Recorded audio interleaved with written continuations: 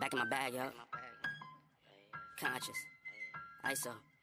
Down back in my bag and I gotta brag, I do this shit for real. When we was down and we had nothing, we had to share a meal. We put the shit in overdrive with no steering wheel. Shorty throw that thing back in a pair of heels. Yeah, and she be riding on that thing like a Ferris wheel. Yeah, I love them dark skin, brown skin, caramel. You know I had to bring it to the hood like she Karen Civil when she keep on turning head. Cause when she walk that thing jiggle, jiggle. And we going back to back on them like we Huey and we Riley. This that back in my back flow, we back again so highly. This that back in my back flow, we back to change the climate. This that back in my back flow, we bring the force like Tommy.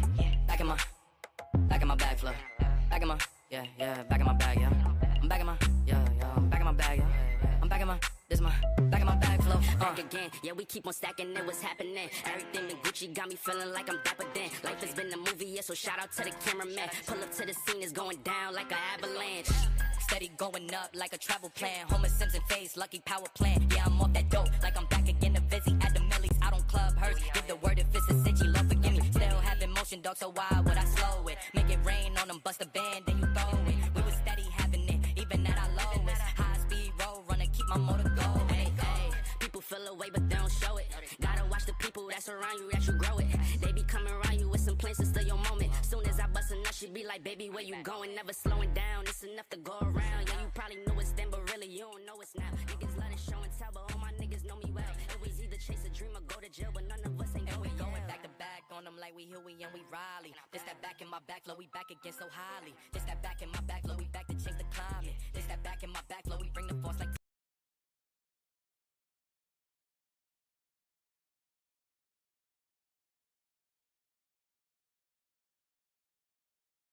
Get ready for the freewheeling sports. Super trip board machines trucking through the night. The feeling is freewheeling.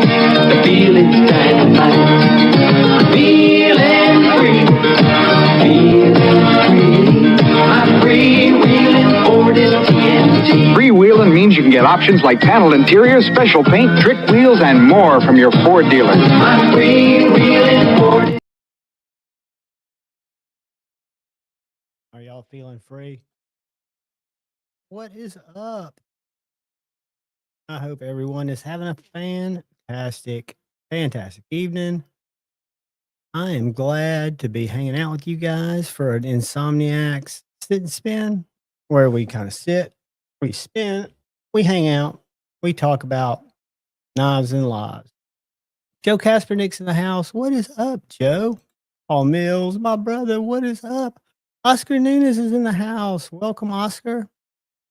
B. Shady, channel member. And Paul Mills is a channel member. I forgot to give him a shout out.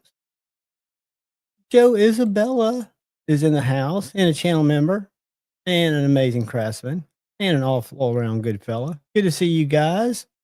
Welcome, welcome, welcome. I'm scanning through here, so if I miss you, I apologize. Autumn Wind is in the house. Welcome, welcome, welcome. I guess y'all can hear me. I didn't ask, but I'm sure I'll get down to it and y'all will be telling me you can't. Michael Upchurch, what is up? Broski, welcome channel member. Good to see all you guys. Demonock is in the house and also a channel member. Thank you, buddy. Good to see you. Good to see you. Got a couple of cool things to show y'all tonight and just talk about what's going on in y'all's world. 1931 Leatherworks. Terry, what is up, brother? Good to see you, man. Good to see all you guys. I've been sleeping. Richard Hopkins, what is up, buddy? Good to see you, man. Welcome, channel member and buddy of mine. I hope everybody's had a fantastic day. I had a kind of a busy morning and then had an afternoon siesta that drug in. This time change has kind of whacked me out a little bit. Now, it shouldn't, because I don't even have to adjust for it. My phone and my watch, I just feel like I'm on Lifetime, right? Just in time, what is up, brother? Channel member, good to see you. Good to see you, my friend. Welcome to Sit and Spin, where we just hang out and whatever y'all want to talk about. Tell y'all a couple things I've done over the last few days and a couple things I got in that are cool. Drew Dude, what is up, my man? Good to see you. Good to see you. Good to see you. Yeah, I've got a I'm here to hang out as late as y'all want to hang out. I do have an early morning kind of meeting deal that I'm going to deal with, but I don't care if I get an hour sleep, 4 hours sleep, 5 hours sleep. It doesn't really matter to me. I will go deal with it, and it will be done. But yeah, so we'll do a quick pocket check. Don't know what y'all carried. I carried in my lower pocket a TKL Adversary, a great little. I guess this is made to be more of a tactical knife, but it's a great EDC knife. I absolutely love it. And then I carried my tactile Cupacabre, which is probably one of the best value USA made knives that I think just works very well. I love the Snex lock. I love the Magna Cut. I love the blade shape. Sweet. Oscar Wright, bud. Right. And then I carried in my left pocket a little Focus Works, flashlight, and my Jack Wolf Feel Good Jack. So if y'all carried anything cool, throw it up there. I will roll through them. Crispy Critter, what is up? Good to see you, Crispy. Crispy's in. What did I say about West Virginia that I was going to say the other night in the chat and I couldn't? I forget. But good to see you, buddy. Good to see all you guys. So I had a cool knife come in that we did a giveaway on Instagram with, a collaboration with Vosteed. And this knife is the Parallel. It is a little bit thinner by my measurements and by Benchmade's website than the Narrows. This one is titanium and S35VN. Got the bar lock. But I mean, super thin. And it was I think these go for like 120, and then the most of them go in 154, and they're less. So the titanium S35 is I think 124, which if you're looking for a light EDC knife, it cuts really well because the blade stock's like 0.08. If you're going to pro with it, this is probably not your ideal tune, but it's a great little knife. And then Oscar carried the Tyrant utility knife. Nice. Joe Kasternick, congratulations and welcome, buddy. One of 5 winners from Kaiser's Facebook giveaway. Oh, dude, it'll be cool. They've got some cool stuff. Who did I see that had gotten one in that they were raving about today in one of the groups? Maybe it was Maddie. I think it was Mattisfaction. But congratulations, buddy. That's great. But I got some scales. I'm trying to match up my PM2s. I've got 3 PM2s in different steels and different blade shapes. So this was my first rock scale design scaled PM2, and this is the Warncliffe from Cutlery Shop, CTS XHP. And so this was my Tanto, or Tonto, however you want to pronounce it. And I could never get it centered. So I did a couple of things on this. I filmed a scale swap on it. It's got a Lynch clip. Whoops. I'm holding it in a weird position. So it's got a Lynch clip on it. It's got bronze hardware, and it's got the rock scale design scales and backspacer. But I couldn't get it centered up, and I wasn't sure why. So I would take it apart a couple of times to make sure that I set my pivot. You guys don't know, Spydercos have a 3-way pivot. So the way it's kind of counterintuitive, I take it apart from the show side. I didn't do it when I first put the scales on this, but I've learned to take it apart from the show side and why. But when I couldn't get it centered, I'd watched a couple of videos and then tried it and filmed it when I tried it, and it worked. You basically get everything lined up. You make sure that you have your D-set pivot, because this pivot is between 2 screws, right? And the clip side is D-shaped. So you want to build the knife with the clip side down so you can get that D-shaped pivot seated, because your washer goes between the pivot and the liner.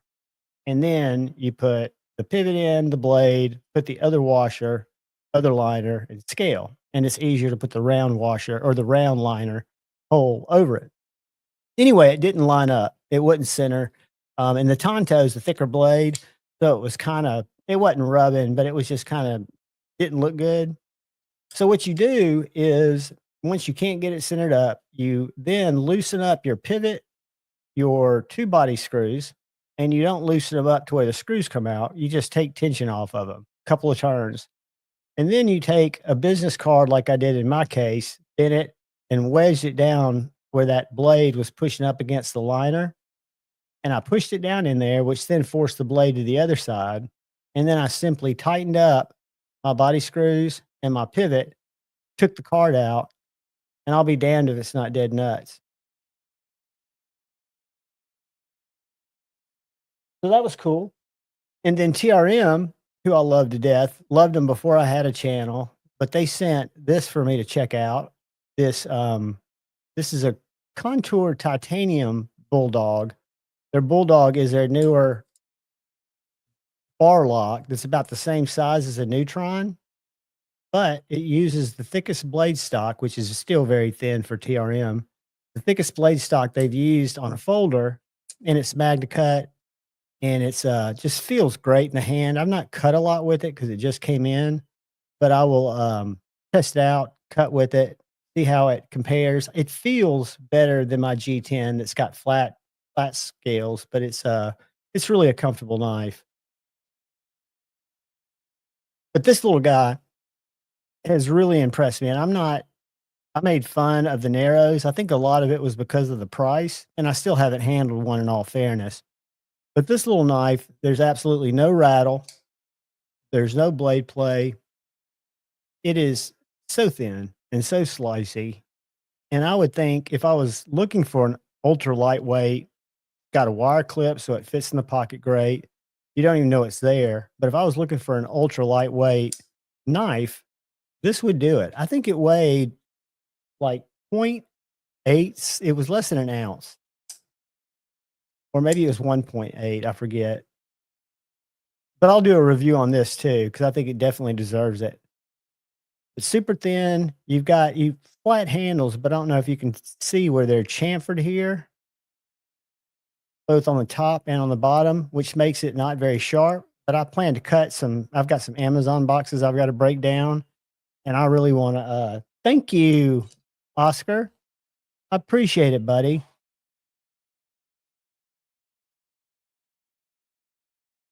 Oh no, what happened to Joe? Because the USPS has been doing some wacky stuff lately.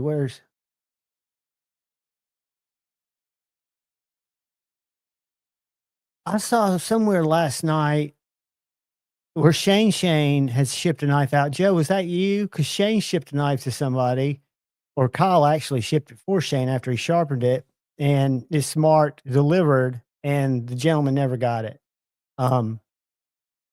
And buddy, come back to the channel often. I try to put stuff out there that would have helped me. It might not be like, especially the disassembly stuff, not stuff that's really washer fun, but it's good to go refer to because I do struggle with a lot of those disassemblies. But it just goes to show that if you're doing it and know what your parts are, you're not going to mess it up. So just be patient, go through it. Cause I've gone through some disassembly videos that were struggle bus videos, but I still got through them. I'm still waiting on mine, Paul. I absolutely don't put any rush on Captain Edgy. There he is. What is up, dude? Yeah, Joe, I had a package. The package that came, both of the packages that have come to me last week, one of them came like 4 days late, and the other one came 1 day late. And part of the reason it was 1 day late is it sat at the Huntsville Distribution Center. It got there Friday, and they didn't move it till Monday, which really sucks.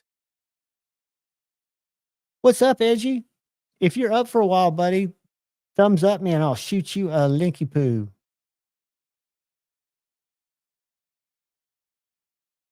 See what you've been working on. But yeah, the other thing I've been doing a lot of, and I'm going to do a video pretty soon. The problem with doing a video that I want to do is I don't have a really stable place. I've got a place that'll work. He did get his thug. Awesome, dude. I was hoping maybe it went to a neighbor who took it over to him.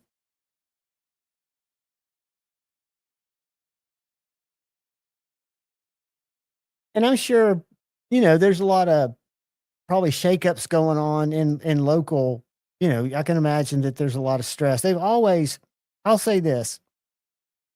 I've ordered and sent combined hundreds and hundreds of knives.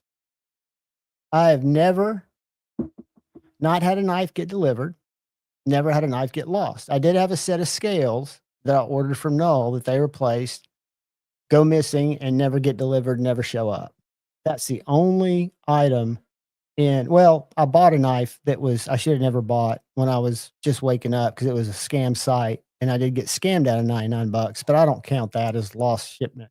Mayor Salt, what is up, good brother, channel member? Good to see you, buddy. Y'all give me 1 second. I'm going to do something real quick. Click, click, one more click. Whoops.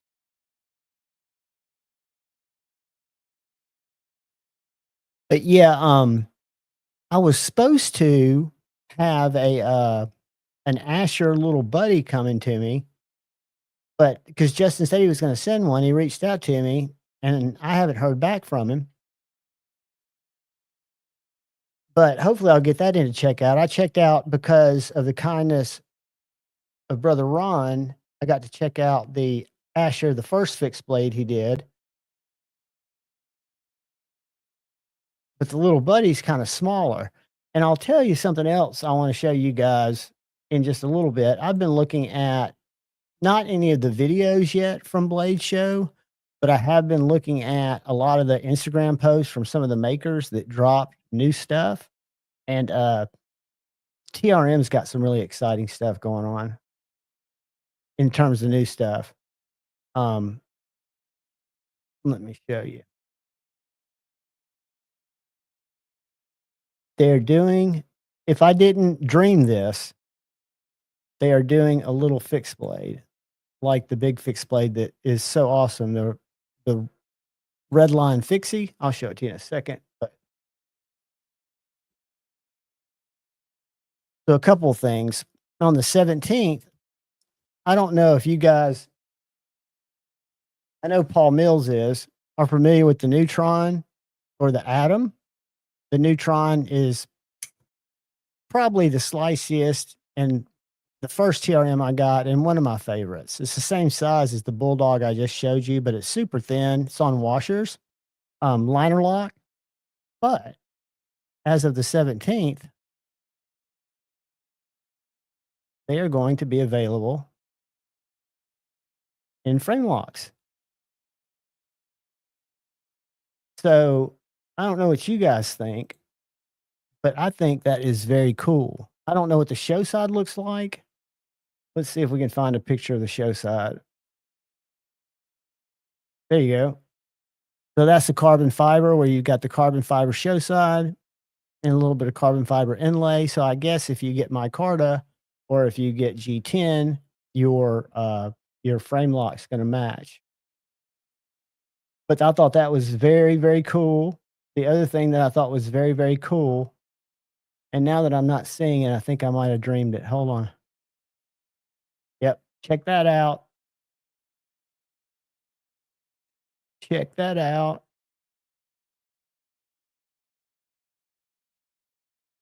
I wonder if it's got me logged in as me. I thought I quit on this.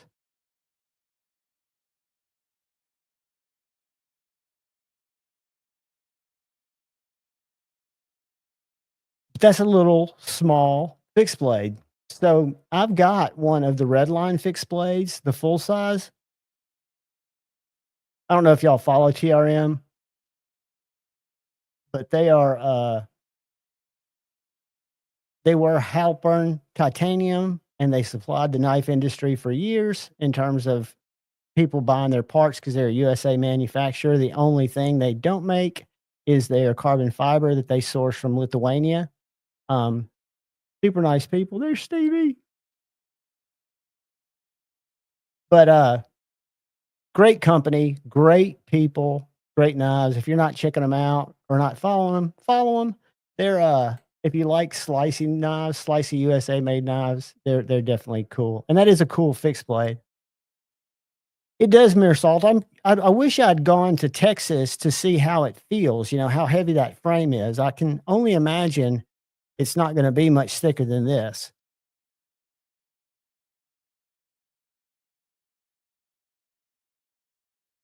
I have heard something about that. Good information. I don't I get all kinds of spam. I call it spam because it's from advertisers I've never heard of or people reaching out that I'm not a product review guy. I'm not going to review a cell phone charger. I mean, I use cell phone chargers, but I've got one, right? That's not what I do. I play with knives. I don't even say I review knives. I show off knives. I love knives. I've always enjoyed knives. And when we had the lockdown start, I really got back into it, which I am going to make a video at some point too on my knife addiction because I am a recovering addict and the knife thing for quite a bit of time was for me almost like an addiction, very much like an addiction. That's because I was perpetuating it, right? I was just I was buying, I think, in hindsight, for the rush of receiving it as much as for the knife. Because I was buying into the hype that we all buy into of this knife or that knife, or I've got to grab it because it looks great. And now I realize as I'm not buying knives really anymore, that I've got plenty of knives, to do just about any task I could think about. I still like knives. I still like collecting knives. I still, like trading knives. But it's if I had it all to do over again, and maybe that's how I'll do the video. If I was going to do it differently, what would I do? I would still collect budget knives. I think budget knives are the gateway to a fantastic hobby because they're so good. The thing that I had before from my knife using days was like a Kershaw Blur assisted and a Kershaw Chive assisted, a Kershaw Mini Mojito. So I like the assisted knives. And then I think I had a Boker Kalishnikov auto, but I didn't have anything that had action or detent. So I can't remember what I want to say it might have been the QSP Pelican, but the first knife I bought after watching it on Blade HQ was a budget knife. And I was just amazed at how well it performed, right? For what I was doing, which was not doing much of anything. Howdy, Neil, channel member. What's up? Todd Carr, what is up? Addicted to Blades 2. What is up, channel member? But so I had cases of Kaisers, the VVs, and all of them were great. I mean, I had very few knives that I would say I was disappointed with. A lot of Tucson's. I loved collecting Tucson's, and they've been great giveaway knives because I've given those knives away over the years, and they've made for great giveaway knives. And there's no reason, if you're happy with the performance of budget knives, that you ever need to do anything outside of a good budget knife or a couple of good budget knives. For me, I'd wanted, but never thought I could really afford to get knives like Hinderers or, Striders or knives that seemed out of my range, right? And then Dark Gravity, who I'm trying to get to join me on a Friday Night Flicks. I know y'all remember Dark Gravity, but he's kind of a local buddy of mine. He was like, dude, you get knives every week. You get a couple of knives come in. Add up for 2 weeks, 3 weeks, what you're spending on knives and just let me know. And sure enough, it was adding up, right? So he was like, if you want to get this knife or that knife, just when you put that knife in your cart and you think about buying it, that budget knife or that knife that you like, but you're not necessarily in love with, let it go and save that money for when you want to get, a nicer knife. So for me, that was the lesson I learned 2.5, 3 years into my collecting. I wish I'd learned it earlier, but at the same time, I don't think I would have appreciated the hobby as much had I not gotten so deep into, because I'm very, very much a fan of Civivi, Cut, USP for most parts, artisan cutlery, even though I don't have a lot of artisan cutleries. I have a couple still that I haven't given away. Kaiser, a huge fan of those companies, and think they make great knives. And in all truth, for what I do, which is basic city EDC, he does prefer denim over knives. Good American made denim. But no, he loves his knives. Don't get me wrong. He's still he's got his collection. I think he's just kind of found something. Nothing, sorry. Oh, got a guest joining us. Check it out, guys. What's up, buddy? What's up, guys? How you doing, dude? I just got home from the shop. Hello. I just went in and worked for a couple of hours. When I have stuff that's kind of pressing, but I don't have the materials I need to finish those. But I just went and got. I'm trying to get a batch of homesteads. I don't know if y'all remember those. Those are my. I hate to use this word, but they're fairly basic drop point bushcraft knives. You there? The ones you took to that show in Tennessee? Yeah, because I've got another one in June. So I don't want to have to try to get them all done the week of. So I'm trying to work on those a little bit as I go and have those set aside to take down there. That way there's no stress because it's the week after Blade Show. So you'll want to have those done if you can before you go. Right. Yeah, I'm not bringing them to Blade Show with me. I'm not posting them. I don't have them for sale. That's another market, kind of.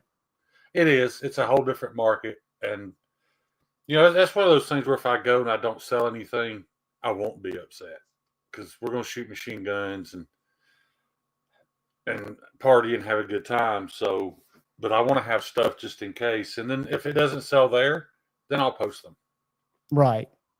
Yeah. And this is similar to the one that you went to before, right? Kind of It's the same place. Okay. So, and you had the demand was clearly there. Yeah, I had a really good day the first time I went. And then the second time I went, because of heat treat issues, I had nothing. I just went because I said I'd be there. So I went and, people were pretty upset that I didn't have anything to sell. So I'm going to make sure that doesn't happen again this time. Put it on your calendar for February 2026, and I'll look and see if it's going to be sooner. That Rocket City Knife Show. Yeah. You need to spend I'll buy the $35 table.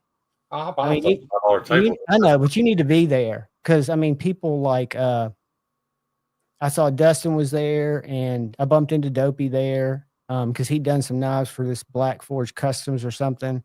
Who's the guy? Hold on. John, I used to be kind of concerned with having the table, sitting next to Dustin Driver, but then I realized we make different things. I'm not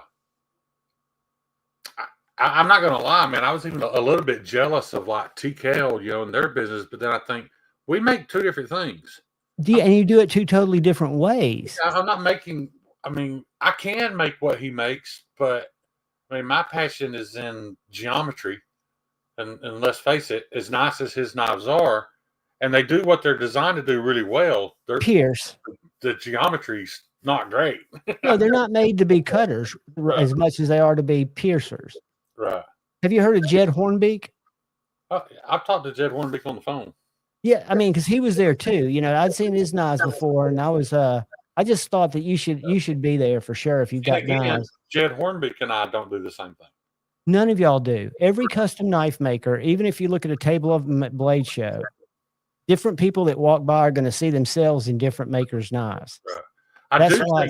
I do think my niche is the smallest, though. I've been really shocked, dude. I've gotten I need to add it up. I've had probably somewhere between 5 and 7 local orders this week. And I'm really shocked that those people are willing to buy knives from me and pay the price for, for high-end steels and geometry because they know nothing about it. It's not their thing. No, but fortunately they're buying them. So they've heard enough from you and probably from people who've bought them to realize that there is a method to the madness of a good heat treat.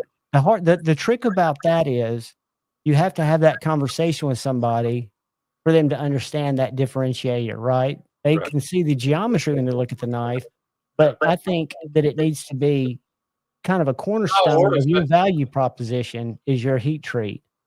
But in all honesty, I mean, that first thug sold locally because of the choice of scale material. People are going to buy it because it looks pretty. People loved it, so he bought one. That same guy ordered 2 today. His brother-in-law ordered 1 from me yesterday. So, yeah. I don't have a shirt on, guys, just because I was laying there in bed watching the show. So, yeah, I hadn't shown the nips. I'm just shirtless because I'm comfortable. You need to be comfortable, dude. Especially if you've been working all day. Yeah. And I still, you guys probably get sick of hearing me talk about this, man. But like, I think about B Shady and Cheeto. Man, there's not a day. I'm telling you guys, there's not a day goes by that I don't think back on what y'all bought for me and what it means to me. Because these knives I sold this week, none of that would have happened had it not been for guys buying a subpar knife. Well, I don't call them subpar knives because they're good knives. They're good heat treats, good shot. They're just not well done. Shane,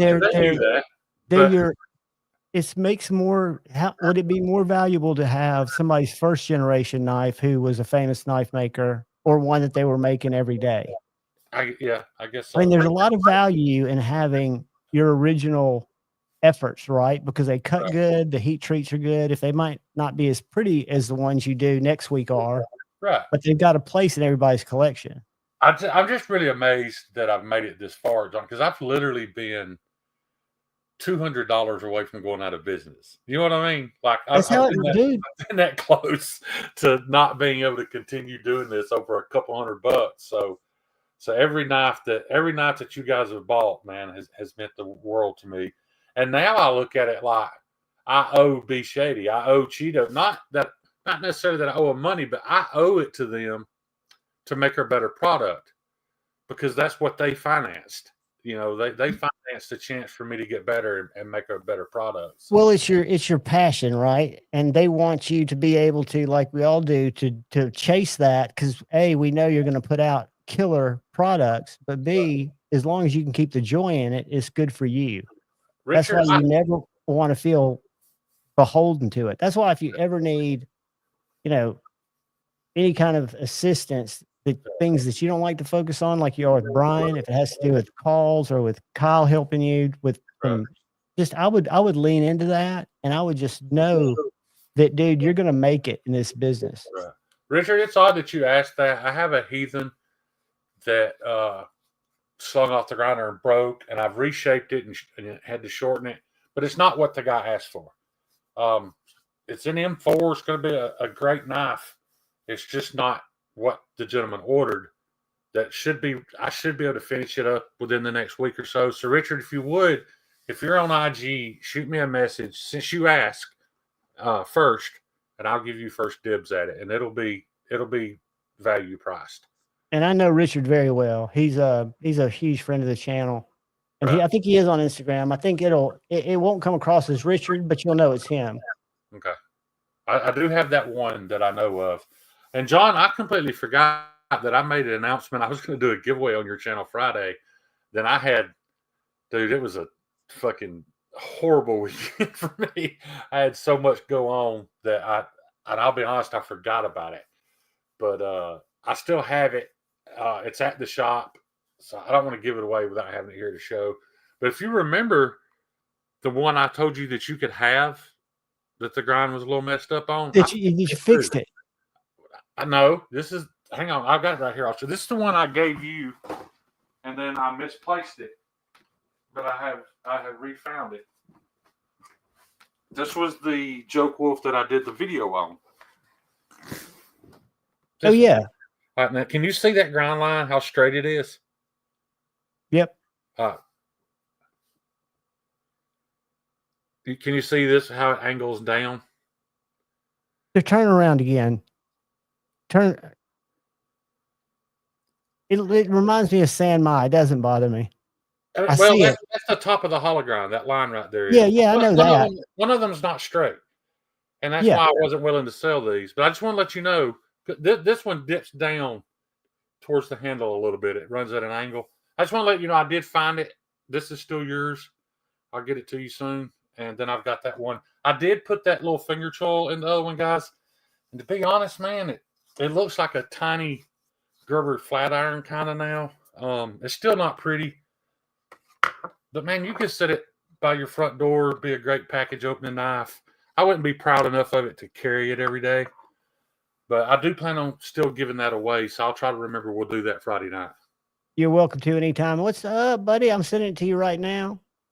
Oh, Stevie coming on? Yep. If he's got service, I don't know. It's like, where in the world's Stevie this week? Yeah. Let me get in here, Shane. Keep him company. All right. Yeah, Stevie's been kind of all over the country. Well, Stevie's new job, I think he's got it going on. Yeah. Oh, he's home now, he said. Yeah. I'm proud of Stevie, though. I don't know.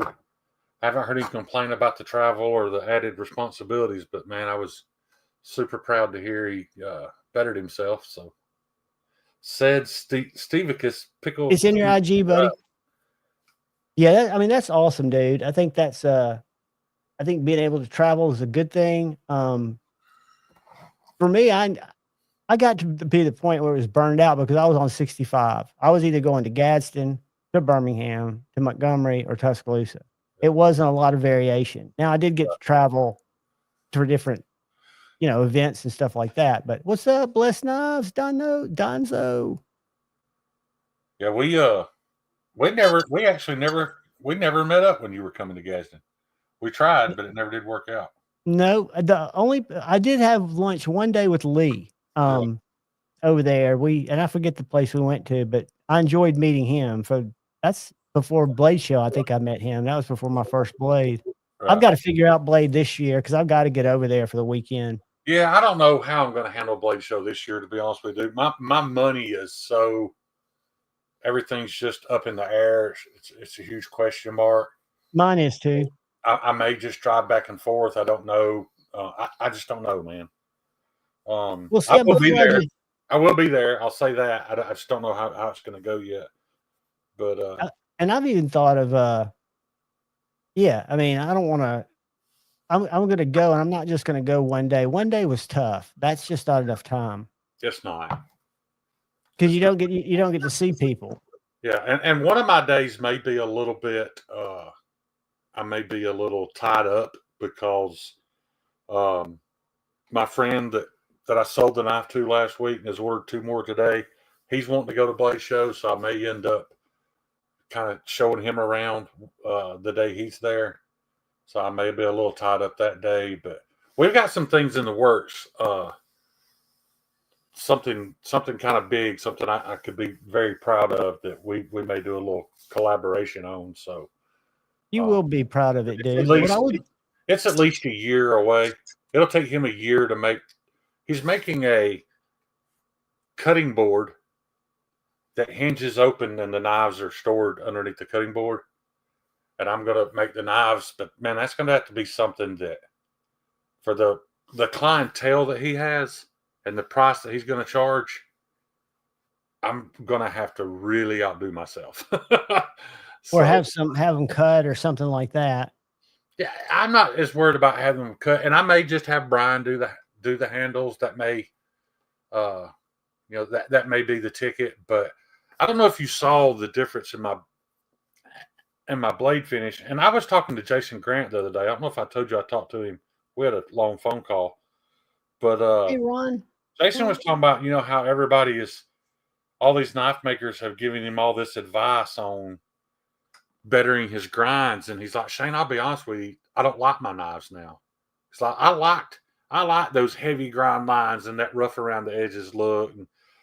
And I get that. So I won't be doing all my knives this way. But like this knife I just did for my buddy Big Chap that I posted on Instagram. Here, I'll share it here. That's that's not washed out by the light. That blade is literally that clean. And I probably need to go to another step past that clean to get a knife. One more belt, or are you hand sanding that? No, that's just up to 120. I just ordered some 240 belts, so I'm gonna go up to, because when I do these kitchen knives, they need to be at least at 240, and I may even hand sand them to get them even cleaner. Is that your handle, or did somebody make that handle for you? I made that. Dude, that looks awesome. Yeah. Well, it's not finished. As you can see, it's a hard 90-degree crisp. Yeah, but I mean, it looks good. All you got to do is knock the edges off, right? Yeah, I beveled all that today. That's why I went to the shop. I got all that beveled and cleaned up. The other thing, difference between me doing it in a machine is you see where that's multi-layer G10, and my layers are kind of all over the place, and the other side doesn't look the same. Whereas with a Civivi knife, if they use layer G10, they would cut to an exact depth, and those would match both sides. I can't do that. I'm not worried about that. But, I wouldn't think that would be something that would necessarily. I mean, I guess some people it might bother. Wouldn't bother me. How do you cut your chorals in? Just with your little saw? I'll be honest, dude. I do that with a damn 4.5-inch grinder, just with a cutting wheel. I just drop it into it, cut a little notch in it, and stop. That's it. That's all you need, right? Yeah. I mean, and then and I do that because it gives me a spot to see on my grinder of where to stop, for my plunge. It's worked out good for me so far, man. I mean, if somebody wants it shaped differently, or if they just absolutely want it hand filed, I'll do that. But I mean, I don't feel like it needs it. So. Man, Yako's been a member for 6 months. Dude, thank you so much. I appreciate you. I'm going to have to throw a little love your way. Drives everybody crazy. I apologize. But here's a little man hug for you.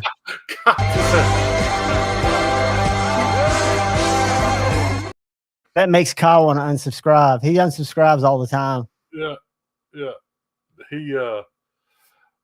He's check making this fun of out you for because Kyle. any hand sanding that's been done on my knives, Kyle has done it. And that's the thing people don't realize, guys. When you get a knife from me, if Kyle sharpened it, I promise you, it's a better knife than it was when it left my possession, because Kyle has touched up everything I've sent him. So, there's a little bit of hats off to Kyle too, because a lot of the refinement is due to Kyle. I'm just not capable. And Kyle, when I say I'll hand sand those kitchen, I will have to have a really good sanding block, so that I can't do this. I could do this. So, if I had even if it's just a ruler with sandpaper wrapped around it, I could do that. But I don't have those skills. Well, I don't know that I do either, to be honest with you. Dude, your work reflects it. But Paul, I appreciate that comment you made, Paul Mills. I surely do. And I hope I'm never content. Like looking at those little William Henry folders, those knives aren't for me. From left of the honey bucket, we have said Stevie. There he is. What's up, buddy? What's up, mofos? What's going on, Just buddy? shoot the shit, man, on a Tuesday night. How are you, buddy? Glad to see you home during the week. Yeah, it's nice to be home for a little bit.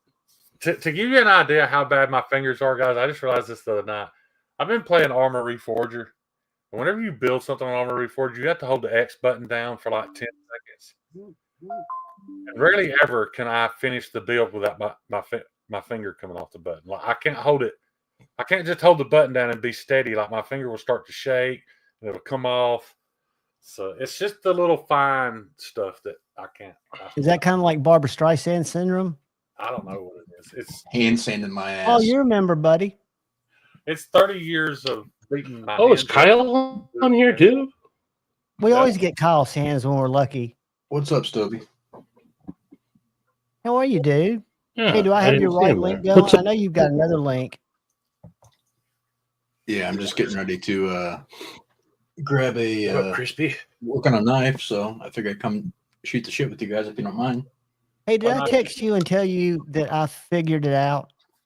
What was wrong? Yeah. You want me to tell you what's wrong?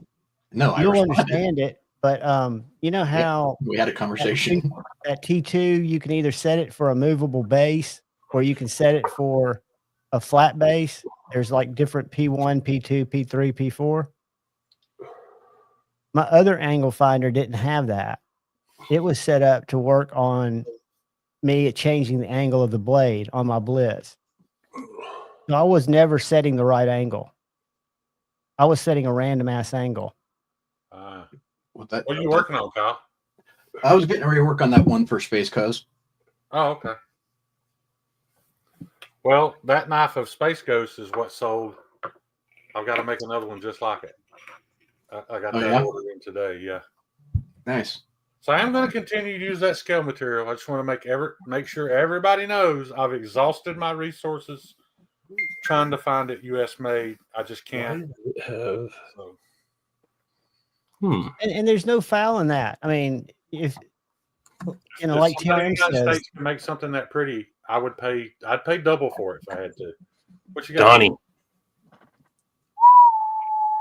Is that? Let me make you big. Is that Wu Tang? Got it. This is the Wu-Fecta from One Moon. Ooh. Oh, dude, that's badass. Singer with your Yeah. But look it's got the Ripley on it. I see it. It's got the Ripley. Can't do it backwards. Is that what's up on the top left? Is that a little mushroom with the glass in his hand? Yes, it is. Why is it? Dude, too many dabs will do you. I'll tell you that. Too many dabs will do you. Too much. Everything's just enough. Oh, there it is. Yeah. And who's selling that? One Moon. Nice. This is a One Moon.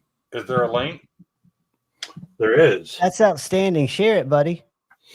You and Maddie are master mods. I don't know if you knew that. Let me find it. One Moon Collective. Let me get my phone open because I may order it right now. Yeah, man. I was ready to just chill out and listen. Then I had to call a plumber tonight. You had to call a plumber? Yeah, he had just gotten done relaxing before dinner. Had to get him off the couch. I thought you meant you had to call a plumber to come do work. Oh, no. Yeah, that's what I was thinking. I'm like, you couldn't do it yourself. No, I did. I had to run to the supply house, get a fill valve for my toilet, and change that. And then the idiot plumber bought the wrong size supply line. So he had to go back to the supply warehouse. And then he got water all over the floor. So then he took a couple more dabs and was like, "Oh, I'll see if they want to hang out." John, I just sent you a picture of Mad Yoko's knife with some scale material that I made myself. If you wouldn't mind sharing it when you get a chance on your IG. I got it right here. If you let me share. I'd love to get y'all's opinion. The knife was his design, but these are those aluminum mesh and epoxy scales that I made myself. I like the way they look. Let me show them. I'm going to mute myself while I'm doing this so it's not so loud and annoying. I don't hear you, Kyle. What, when you're talking? Is that what you mean? Yeah, exactly, Stevie. When you open your blowhole? Yeah. Can y'all see that? F you guys, I'm going home. What makes it so what is that? Those are scales I made myself for Mad Yoko's knife. What puts the honeycomb in there? It's aluminum honeycomb. Nice. And then you just pour epoxy in it? Yeah, I just cut the aluminum out, put it in my silicone mold, and then I poured cobalt blue and purple rain epoxies in it. However, I used less mica powder on the epoxy. That's actually somewhat translucent. You can't see through it, but light will emit through it. You can tell. I wish the picture was bigger because I can tell looking at it here that it's got I've some got another one translucent. that's more up close to the scale. Is that like a 5-inch handle and a 2-inch blade? It's just the angle. It's the angle. Okay. That's Mad Yako's design. Oh. Looks like chicken wire. It Looks does kind pretty of look like dope. chicken wire, but I think it looks really kind of dope with that. Yeah, it does. in it. It's quarter inch. It's quarter inch aluminum honeycomb. I sent you a picture. It's a little more close to the. Todd, you're getting ads too? B. Wow. Shetty, I'll be honest. When I made those scales, I was thinking of you, buddy. you and I have 2 more sets of them, but that was inspired by B. Shetty because that is his color combo. Way to go, John. You upset a Canadian. I'm trying to find out why. How do I turn it? It's set to conservative. How do I make it go off? I don't know what you mean. I'll show you. I'm trying to. Somebody's getting ads, and I don't know how to. I don't do anything You different. know what? Sometimes even if you turn all that stuff off, it'll still do it. Yeah, because mine's all off. Because I have all that stuff turned off on my lives. And Now you I should was get told- one. You should get Mersault only gets them in mine because you don't super tip enough, Mersault. I'm kidding. But keep in mind, That sounds like tri-state. John, I sent you a picture that you see the scale a little better. But keep in mind, I haven't drilled. There's only a handle on one side of that knife, and I haven't drilled the whole. It's going to have translucent purple pins. Oh in it. yeah, you can see it better there. Hold on, let me share it. What's Mersault, that, check it out. Stevie? I just got a CWF Ooh, micro click. Mersault. what kind of battery is it use? 14440 or Little- 1440. It's just a AAA. That's the perfect size light though. I found out that a McNeese Lynch Northwest clip can fit on it. How sweet is that? Fit's a little proud, so I'm actually going to be working. I'm going to talk to him about it, but in the meantime, I don't mind it. No, because that's inherently like I'm carrying today. and I AL. can barely get it out of my pocket. My little, I think that's a Focus Works, but clips on Yeah. lights are terrible typically. So if you can find a good Lynch clip or something that'll fit, I don't mind it sitting proud. The clip on this is like on a cheap ink pen, but it works Yeah. great. Mersault sent me this because it's just a one click, one mode. I don't like a bunch of options, man. I don't want to have to click through 10 modes to find what I want. This thing Yeah. is enough to. I am gonna program this so it's just Moonlight and Turbo. I don't need the in betweens, and it'll do all sorts of stuff. But Yeah, Yeah. you do a I'm bunch of clip not liking combinations. modes, not liking all those modes. I like simple. And Mersault gifted me this. That was very kind of him. like I was using the Dawson Machine Craft, and Ethan had programmed it so it was like perfect. Right. But And Mersault, I think you said this is. Didn't you just say this was a cheaper? This wasn't very expensive. But I carry this It more than was. anything now because it's literally the size of an ink pen, so it takes up no space. Okay, this was y'all tell me much if you see more any money. ads.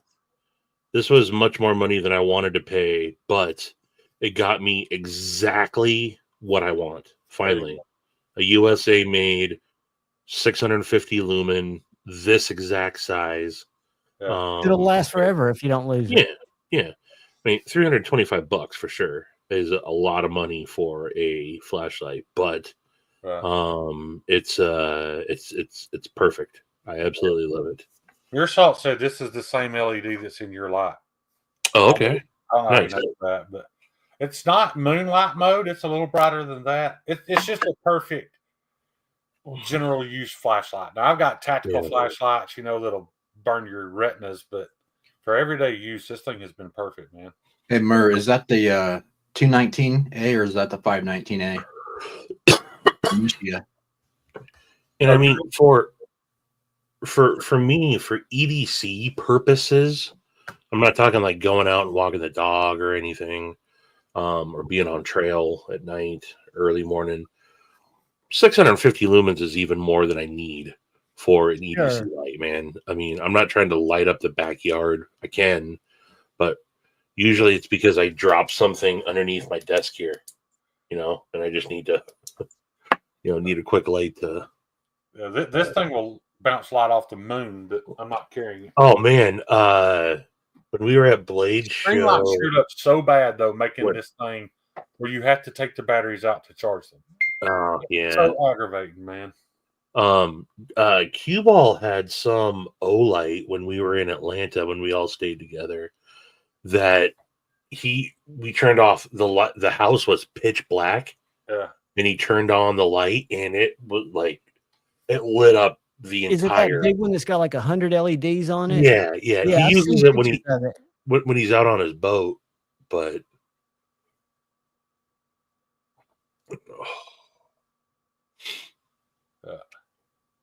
Yeah, hey, they've got a McNeese makes a Protect Mordax. I put, Terry, Cloud Defensive is phenomenal.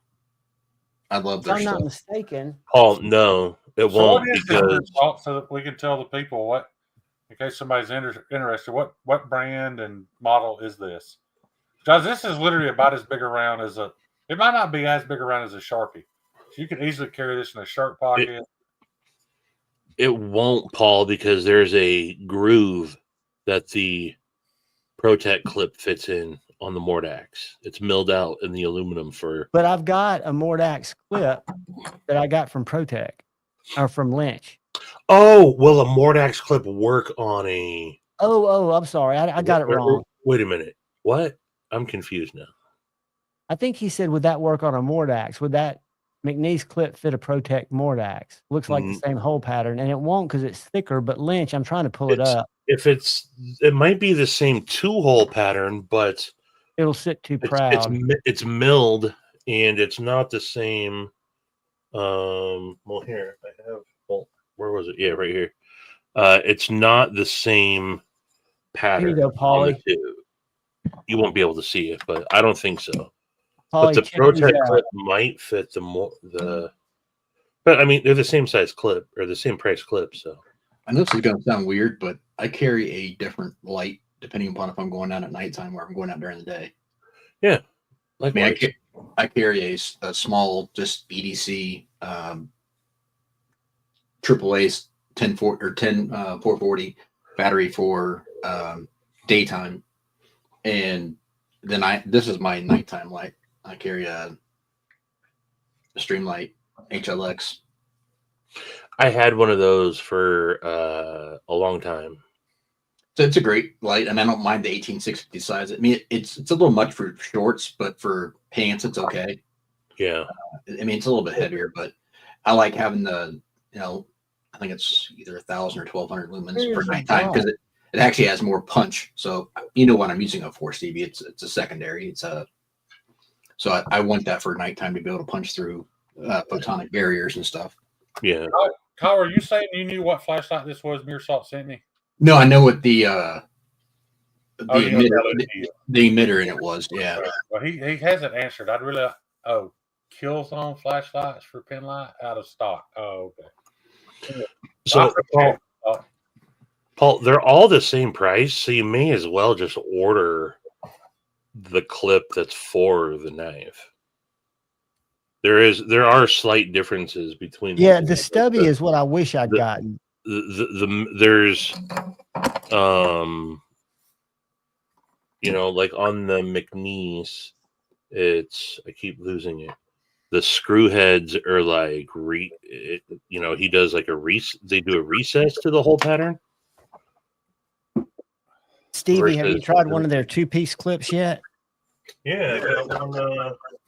They sent me one Those look early cool. on. They're One of the amazing. modular. I like to look at those. Yeah. Kyle, will that clip work on my new on my Manix 2 with the new scales? Which one? That modular. Yeah. They have one that'll fit the If it's the standard Spyderco pattern, then yes, it'll fit because this is the Manix. Mine was the lightweight. Let me find it. Oh yeah, that doesn't this change is it. this is the wire clip. Oh, then no, it won't. Well, then I'll get it for my pair of 3. No, I can't because I got I said Steve clip on my pair of 3. I'll get it for my shaman that I'm giving meathead. That makes no sense. Never mind. You'll get a knife for it, but it's really cool the way they mount. I mean, they did a I'm eventually going to get a bodacious, so I'll get it for the bodacious. Yeah, they look good on bodacious. Donnie, MSRs are good. The only thing I don't like about them is they're all side clicks, and I can't do it. I have to have tail switch. You know, I don't mind. I really don't mind a side click. I used the Dapper Ion for a long time and didn't mind it at all. That Tyler, was a great light. Right here, don't you, Tyler? I gave him the link to the Brynite guy that will send you the free flashlights for the. This right here is from CountyCom, and it's an LEP, which is a laser emitted projector or something. And what it does is it'll throw a 1/4 mile beam. And if I shoot it across into the cemetery, it looks like a volleyball at about, I don't know, 1,500 yards. Right. And it will literally burn like a lightsaber. Yeah, Marcel said it best, though, man. There are so many lights. Just find the UI that you like, and you know. Well, I like just that single click. Yeah, and these have the McClicky switches in it, so they're like super tactile. Yeah. Are my favorites. And this Mersault, close your ears. These little one button push Amazon lights. They're not he uses his baton. Robivons. He said people would hate it, but he uses his baton every day. Dude, if that light works for you, why would anybody hate on it? Yeah. Baton's a good light. And you know, I don't mind O lights. The only thing that turned me off from them is the proprietary charging system. I don't like that. Yeah. They make wonderful door stops too. Yeah. But the Baton Warrior or whatever, I have one of those on my truck. The only thing I like about this Brynite is it is a simple one button operation. And if you want to change modes, there's another button. I just don't mess with the mode button. So I like that it's on or off. Simple on or off, because that's how you use it. Right. Yeah, I reached out to Casey, Stevie, and it sounds like he's super busy, but I was like, dude, if you could make a clip, because this same pattern's on the Slim Midi, Marauder, or the Midi Marauder, and the Infraction, and these clips suck. Yeah. He goes, well, it sounds like that clip could stand to be moved a 1/4 inch away from the lock bar too. Dude, it's too thin. They said something once about they messed around with trying to make a Medford clip, and it was a super pain in the ass because they're bolted on the inside. Yeah, so I can understand that. When the more milled they have to do, the more trial and error, the more it takes up a machine while they're trying to. Now they did get more machines and they got more floor space, so that might open up. But now they also need to get more operators for that. And the key is there are not that many people looking for Medford clips, right? Because so it's a smaller. It's been on the back burner. I'm just glad there's companies out there. I don't know how much money Lynch makes. I can't imagine how much stuff they sell, but I think it's cool that there's companies out there that's taking the. Like if they could make a better clip for the live wire, I'd buy it today. Do you see they just made Microtech Ultratech clips too? Did they? Yeah, they came out with that. You know, I look, they do good, but Casey Lynch runs. I'm not going to speak for him, but he's a very humble dude that runs a very humble company that employs his family. It's a family-ran business and close friends. Wants to pay his workers good money. They have a not too flashy building in downtown Spokane. Very modest. The walls are like pallet wood and stuff, aren't they? And he wants to sell things at a very reasonable price, and isn't, he's not balling out of control. But they do sell the piss out of everything. Good. They do very good for themselves. That's good to hear. Yeah, he's a super nice guy. Who Todd Carr, that's another company. actual. That's another tool. company that could use some better clips for sure. I don't know if people are going to be willing to pay half of what they paid for the knife for a replacement clip, but I mean, how much nicer would a Cold Steel be if it had a better clip? My ex. That's awesome, Palmer. It was back burner. Hey, Coonley, what angle you got that set at? He's having to unmute. Is that 20? 20? I was going to say, yeah, I don't think that one's going to be super shallow. Is that one of your goons? No, that was a knife that I'll show it here on made for a Instagram. guy locally, and he showed me a picture of what he wanted, and I thought I had it in my head, and then when I made it, it's totally not what he asked for. He would have paid for it. That looks like a dildo. That angle, that looks like a dildo. He would have paid for it, but no, I just decided to make the knife. So That's it, isn't it, Shane? yeah, that's it. That's nice. I mean, it's a good knife. It just wasn't what he asked for. So I cut it out today on my live stream today. It was more, the spine was more curved, and that I made the spine perfectly flat. It's just not what he asked for. So. I love my Archer Mini. That was a great little light. And there's something about that knife that I never revealed that even Space Ghost doesn't know. When I priced that knife, I priced it at making it in Nitro V, and I didn't have any Nitro V as thick as he wanted. So I didn't say anything. I just made it out of cookware anyway. Didn't charge me anymore. So Space Ghost got a much better deal than he thinks he did. I bet that slicey is all get out too. No, that's designed to be more of a tool. Yeah, chopper. Yeah, that's not. It's hard use. But I've noticed even on my EDC knives, a 20-degree angle does fine. Oh yeah, it's gonna be sharp as shit, but it's not really, really keen. It's not gonna be. What's my advantage of regrinding it to 18.5 or 18 off that 20? Just a little bit slicier. You're gonna lose a little toughness though. And that's like I need more toughness. That's on the ground about halfway up, Javon. It's not full flat. So that's not my geometry. We'll say that. I got you. Yeah. It's like 3/4 flat. Yeah. Close to it. I'm glad Kyle muted you. I didn't realize how loud that sharpening was going. Sorry, I didn't realize I wasn't until I looked down. Kyle, you should look into getting a lav mic because that would tune that shit right out. This is, I can't bring it on camera. This is a condenser mic. Okay. But if you ever do sharpening videos, I think the sharpening sound is part of the soothing nature. Oh, yeah, for sure. While you're trying to have a fucking conversation, though? It's a fucking maddening. That's why I was muting myself. That 30 seconds of him sharpening while we were talking was pretty fucking annoying. Well, I was like, that's You're some hard pretty ass fucking annoying.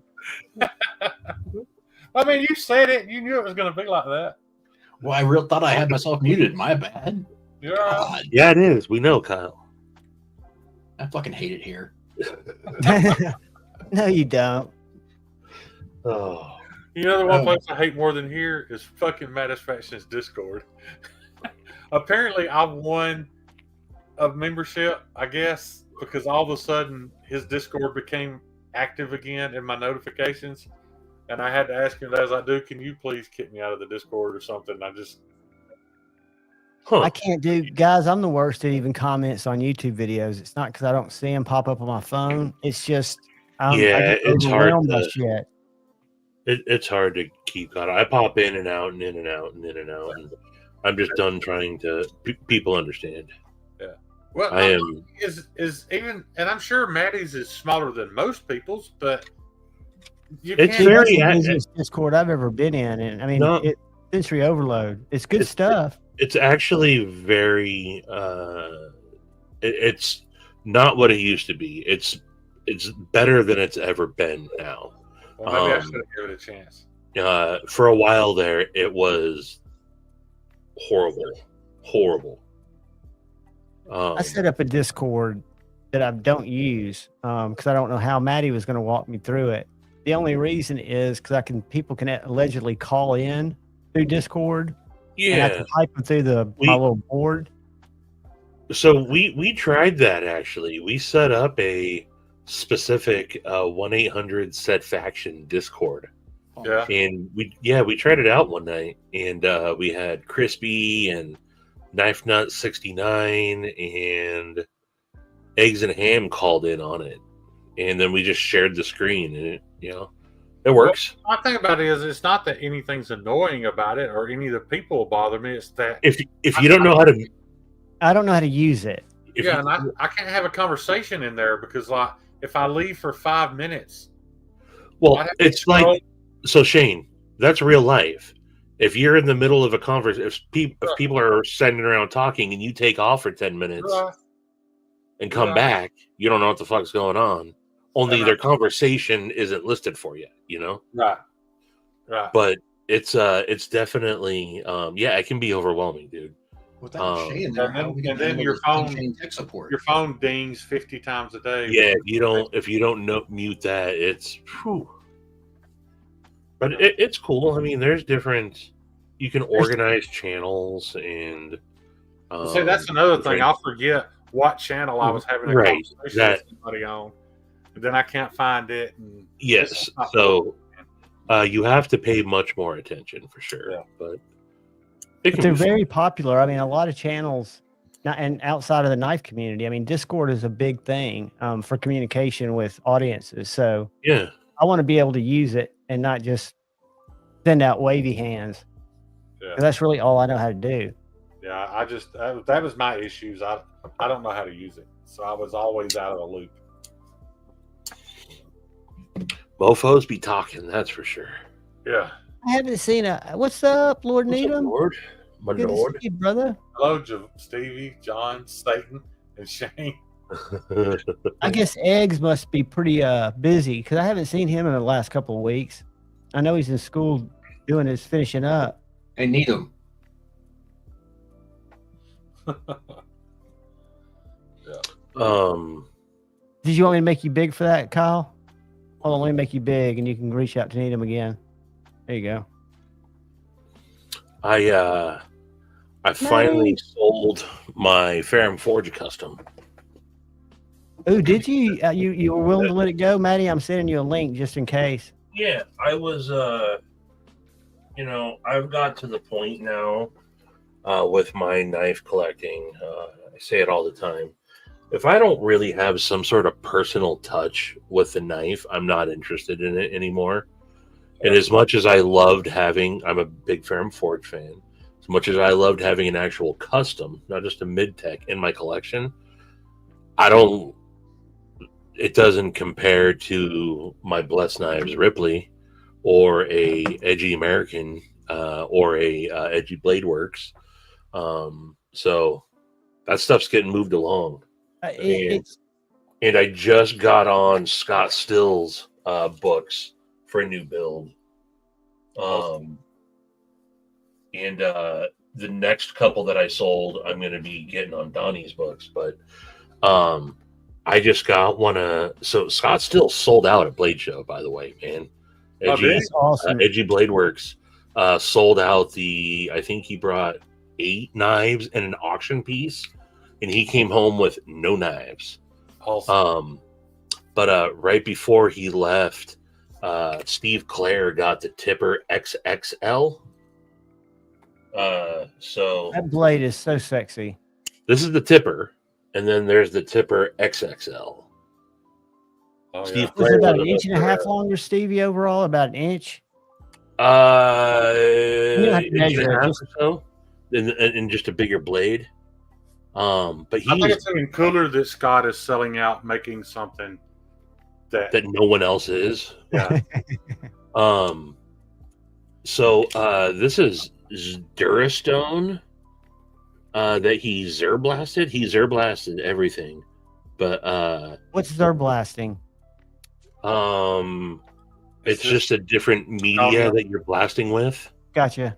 And just puts this nice. It's not stonewashed. It's not bead blasted. It's like shiny matte finish almost. It's hard to say. Night Demon Like, Hawk. It kind of darkens the finish too a little bit. yeah. Deuces, Demon Hawk. See, Damon, I But it's oh dude. Yeah. So that's what I like about Thanks, Luke. both Donnie and Scott Stills. Is there's gonna be people that say, man, I like it, but it's just a little too funky. Yeah, Well- that's exactly what it is. They're useful, but aesthetically it's not gonna be for everybody. the Norseman's now- a little funky too. What's that? The Norseman's a little funky too. Yeah, for sure. Yeah. But I like that Donnie's doing this and Scott Stills is, especially with Scott, he's like, I'm not going to make the knives that other people want. I'm going to make my knives, and hopefully people will buy them. And that's the best way to attract the loyal. People have grown on. You pick up one of his knives, and you're like, where did this come from? What production line did this come off of? And it's just him in his basement in North Carolina. You know, That's strong. It's ridiculous. But that's also, I mean, for those of you that have handled the blessed knife, it's no different, man. It's no different. The tolerances that they're able to keep is just mind blowing to me. And this Ripley, I guess I've had it for about 8 months now. This thing is broken in so good, and I don't know how Donnie does it. It just sounds so solid. Donnie, you were Did you say talking North about Carolina is where Edgy's out of? he's just outside of Asheville.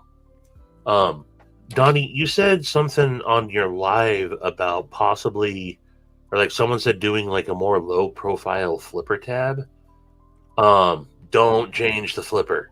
I think the flipper's perfect. Either don't have a flipper. If somebody wants a flipper delete, right? Yeah, I would say, but I think, I mean, look, you can mess around, obviously, but I think that the flipper that you do has perfect.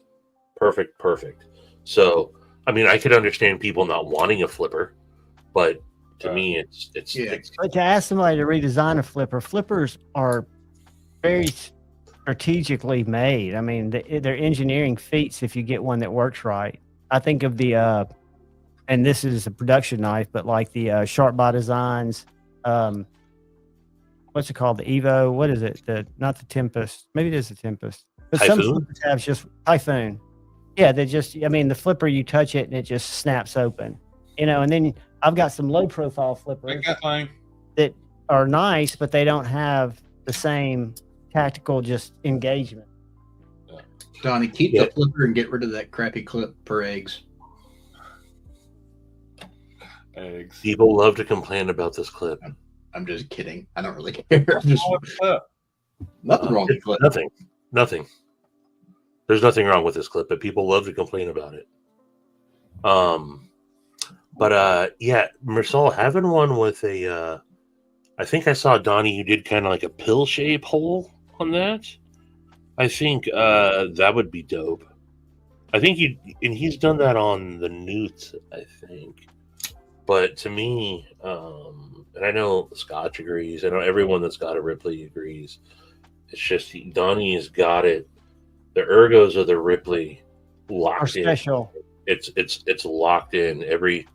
Everything is comfortable about this knife, and yeah, and I'm sure. I mean, so I handled Donnie's first knives, the ones at Blade Show. What was that, Donnie? 2022 West Blade Show West. They were good, but you could tell Donnie needed definitely to hone his craft. Then a year plus whatever later, I handled Ripley #1 that was going around. And I was like, oh my God, he's got it dialed in. And then again, another 6 months or so is when I got this night and day. And the Ripleys that I handled at Blade West 6 months later felt just a little bit more dialed in. So you can tell as Donnie's getting his bearings about him, he's, Howdy, Kathleen. They didn't suck Donnie, but you could tell that those were definitely. What's up, Kathleen?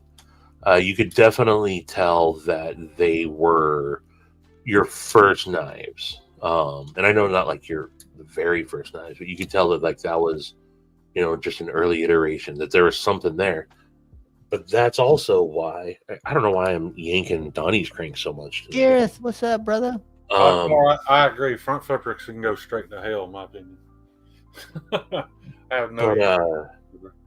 But I'm not a fan of front flippers personally either. I've stabbed my palm of my hand too many times. Yeah, if they're not done right, they can be shitty. Yeah, I saw Donnie the first Ripley Blade show this past year. He was outside smoking a bowl in front of me, not offering me any, but he did let me handle his knife, so I did appreciate that, and it was very nice. It would have been nicer with a buzz, but I just remember being surprised how small Donnie is. It's kind of tiny. It's kind of not the first time. I'm sorry, I'm bad about cutting people off. He's preaching.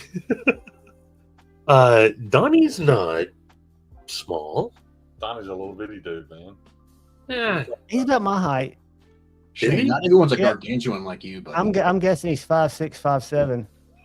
Oh, he might be 5'8", 5'9". I won't because he's a little taller. That's a perfect answer, Donnie. I think people are my same height because I mentally tower over people, so it kind of takes up those extra. I gotta ask you a question. Did any of you guys watch Jared Neves' video from Blade Show, Texas? No. No. Do me a favor and watch it. Watch his legs. Just trust me. You want to watch it now? Watch the video. Pay attention to his legs. Okay. Is he dancing? I don't know, dude. All right, you're killing me. I'm going to it right now. The only video that I watched was Melissa Backwoods, and she showed off a tipper, one of the production tippers from Concept. So that was cool. I sent Scotty a screenshot of her. Melissa Backwoods is dope, but she's not grandpa. But she's not grandpa hands. Drizzy, has he always been like that? I didn't notice. I think she's a user shit type person. She definitely knows her shit. I mean, I'm sure she's dug around the dirt. I wish I'd watched her when she was on Naked and Afraid, but I wasn't watching that show then. John, you think everyone is a user and legit? Well, no, if you look at her hands, she does have grandma hands, but I don't mean necessarily using knives. Look, she's definitely playing the YouTube role. Influencer game, yeah. But she also knows her shit. I mean, she's legit. She might not be as far as reviewing, how much does she actually know about all the stuff that you guys know about? None. But when it comes down to actually none of that stuff matters. She can survive on her own if she has to. So does she really need to know about HRC and all that? No. Yeah, because you can drop her off in the woods and live there for 30 days. I tell you though, she's the second best person off Naked and Afraid at Blade Show. Because the Dark Timber Customs, his wife was on. Oh yeah. She was just on it. She finished it 3 fucking times. Well, Melissa Backwoods has done it a couple times, right? She was on an All-Star. Backwoods I watched every episode of that show. That doesn't surprise me. Has nothing on the chick from Dark Timber. Do they actually show her naked? Her hair is always covering her nipples. But you can tell that they're living out there naked. Where can you watch it? Discovery? It was on Discovery Channel. Yeah. Okay. Oh, okay. Tracy, so you didn't answer me. Has he always been like that, or did I just now notice it? So Dr. Drew, dude, let me know the answer to that. Yo, what up, Drizzy? Are you talking about this video, Shane? What? This one right here? I'm not. Probably, yeah. I just know it's from Blade Show, Texas. I don't. Yeah, I think that's the only one. I'll watch it later. Everybody's been showing this thing off. I think that thing would cut your fingers off. What the fuck is that? It's a knife storage thing. Tri-States. I've not watched a review on it. what's his name? Ray shows it spins. Oh, When you need it, make sure it's I muted. kind of liked OCD for EDC's new little magnetic spinning knife holder thing. Yeah, If that you've he's only got- showing us. If you've got less than 20 knives, that thing would be perfect. Let's just get to it. So it's got this spinning wheel, right? Damn, right you off two- the bat, I hate it. Right off the Yeah. bat, I hate it. It doesn't do it for me either because it's just like plastic open here. I don't Yeah. need that. I don't need that. No. Oh, yeah. Take the Like cover one- off and just manually spin it. I don't know. I The don't one need that. that Justin made is just like a little carousel that turns, and the knives are hanging from it magnetically, so you could just put the Okay. knife on. You don't have to turn a dial and get to the right spot. And it's I mean, 60 look, in my opinion, the best way to store your knives That's true, Marcel. is just strewn about my desk. So it's like a knife vending machine. How much money y'all think Eric and I could make if we did an OnlyFans porn video? Oh God, $3-4. You mean how much money do you want us to raise to bail you out of jail after you've been raided for doing horrible? Oh, No. Shane, if it doesn't involve peanut butter, I'm not paying. I just don't dislike her anymore. That's all. That's all. I never disliked her. Who? I just never watched her. It used to be Not Your Average EDC. Well, no, is that her name? Before she was Eric, Oh, that broad. the one that hates on people. Oh, yeah, that lady. She's Shane just would, like, Shane would definitely be catching. she's just like everybody else, man. She's just doing her thing. But this is a difference. She's not even monetized, so she's not doing it for money. No, she does it to be holier than thou, and Yeah, She does virtue signal a little bit too much. yeah, and she knows people are gonna pick back, and that's why she does it. So people probably love her for it. I mean, we've discussed it. She knows I don't watch her videos, but fuck, I don't hardly watch anybody's videos. But I really can't judge her because I've only watched like maybe 2 total minutes of her when someone's like, "You got to see what she said," and I'm just like, so I don't even know what she does. I know that. she's just trying to be edgy, man. Yeah, It is what One it thing is. that she did that I didn't like is she bitched about the TRM Redline Fixie after she batoned it in her garage and slammed the tip into the fucking concrete and chipped the tip. That's why I made the Pryboard video, is because of her doing shit like that. hey, look, I keep saying it. These people don't talk about me, so why the f am I talking about them? I would would say have, but Mattisfaction brought it up, or Mirasalt brought it up. Mirasalt likes poking at me about my friendship with Erica, and that's fine. All right, I'm gonna go grab my drink. I'll be right back. I got to get some more water. I'll Let be me tell here. you something, man. I lived my whole life. I refuse to drink water. All I've drank my entire life was sweet tea. And when I started drinking water and being prepared to always have ice cold water to drink, I can't get enough of it now, man. I drink 2 gallons a day. That's good for you, dude. I have to have a full cup of ice cold water. Even when I eat my meals now, I just want water. Water sucks. She does. I'm not a fan of water either. Do you buy bottled water or do you drink it out of the tap? She does have a giant chip on her shoulder, Kathleen, but she really enjoys the backlash. She enjoys when people attack her. I mean, I'm not talking shit about her, but she does. Whether she realizes it or not, she enjoys the trolls.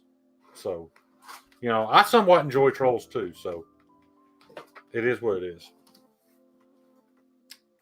Yeah, I mean, again, and that's part of the fun for some people, right? Yeah, And I think it's entertaining for people that watch it. Yeah. I mean, she's the total opposite of like KC, where KC gets his feelings super hurt by trolls. She feeds off of it. She enjoys it. It's not for everybody, and she knows that. But I know this. I can tell you this. I could ask her for something, she'd give it to me. Or if she has it, I could ask her for it, she'd give it to me. Yeah, she strikes me as a type that's super loyal to her people, to her tribe, right? And that's all you can ask for.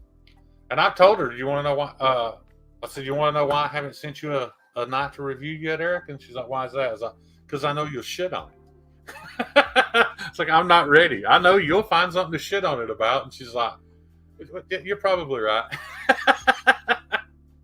So, yeah. And to be honest with you, that shitting on knives get a lot of more eyes on them than It absolutely does. Yeah. And what's weird is it's not a negative thing because it makes the people who like those knives that much more loyal to them. Sure. And a lot of times, if the maker takes it with constructive criticism, if it is actually constructive criticism, it makes it better. That was, in my opinion, Leon's shortcoming with the field duty folder is he didn't send out protos for people to test out. That's what I say in my video. So I had a negative experience with it, right? At the end of it, I said, you know what? All this is shame on everybody that's complaining about this knife. Shame on us for just going on blind faith and saying, no, we bought that knife based on a rendering. Yeah. And based on the older, I still say my number one, it's not my most expensive knife, but my favorite carry knife with, I think, the best detent is my field duty folder. It was different. It was a frame lock. And I've got the field duty. You haven't experienced an Edgy Blade Works detent. No, I haven't. Yeah. And again, this is not garbage. I promise, dude, the first time I handled a Scott Stills knife, I would have sworn it was spring loaded. Oh, I can imagine. I mean, I've experienced such how much I struggle to open knives. Anyway, it's like I touched it, and as soon as I applied a slight amount of pressure, thwap! I mean, right. It's amazing. And Scott doesn't do flippers. Yeah. He only does studs or holes. And I won't buy a knife with studs because I can't open them. They fucking suck to me. But that was a completely. I literally, when I opened it, I looked up at him like, what the fuck was that? It was that good. Yeah, there's so many things. You guys talked for a long time at the house last year. Who? You and Scott. Because he came over the night before with everything that he had. That's a good dude, man. He still owes me a fucking t-shirt. Every time I saw him, I was like, dude, it's in the car. I'll bring you your t-shirt. Then when we were leaving, I was like, man, I never got my fucking Rhinos t-shirt. So, but I got this year to give him shit about it. Yeah, super stoked for him to have sold out a Blade, man. I heard Blade Texas was really good for a lot of people. That's awesome. It's good to see things turn around. Yeah. Just in time, I was a flipper only guy forever because I couldn't finger flip a knife until I learned on my Shaman. And then I swore off flippers. And just recently, in the last year, I've taken a liking. So I like the low profile blade in the handle deal. And a good flipper is a good flipper. And even though I'd rather be able to flick it, I like it being thin. John, did you see Mirsalt's comment? Devo is a clone of Tempest. Where is it?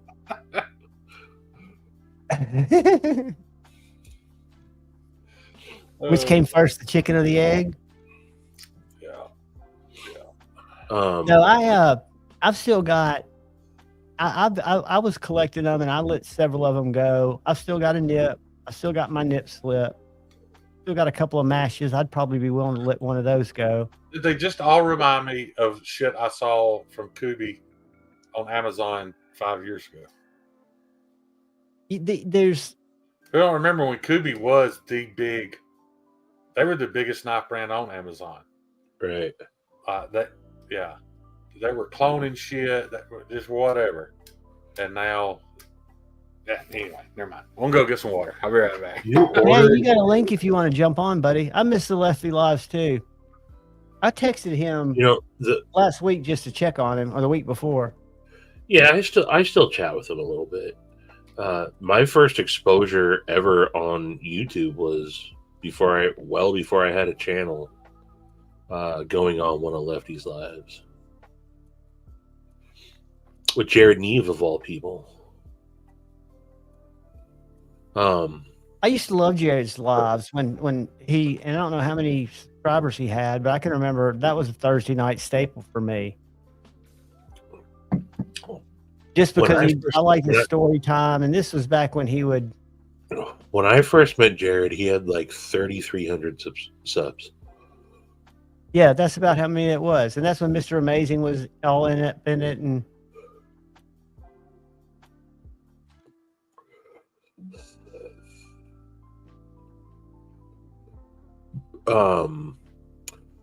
Marcel, did you ever see my video that I made completely mocking him? Which one? This one or this one? Well, I've made a couple. I made a lefty fidget mockery, and then I did it to him in person. I have a video of me interviewing him at Blade Show, at their first Blade Show, and giving him a mocking spinner. But then that dude, I'm sorry, go ahead. Then that dude turned around and sent he knows that my daughter got into that stuff. And then he sent like a bunch of them to her, like some of his like high end clicky clacky things. He's like, here, give these to your daughter. Yeah, I've I had the Growler V1. I had a Growler V2. I sent that to Pocket Metal. He really likes it. I've had I never had a stout. I didn't like the look of the stout, but I love the my favorite was the That was the ugliest knife I've ever seen. The Buzz is good. Yeah, the Buzz I loved. I had it. I traded that with Paul Mills. He got my Buzz. You know, Kathleen, they are good knives. Yeah, they're definitely good knives. I don't Cooney think makes a anyone great will knife. disagree. They're, as far as everything's concerned, they're good knives. Speaking of good knives, I'm gonna show you something funny. Y'all have probably seen it. I'll give you memories of Jake Hoback.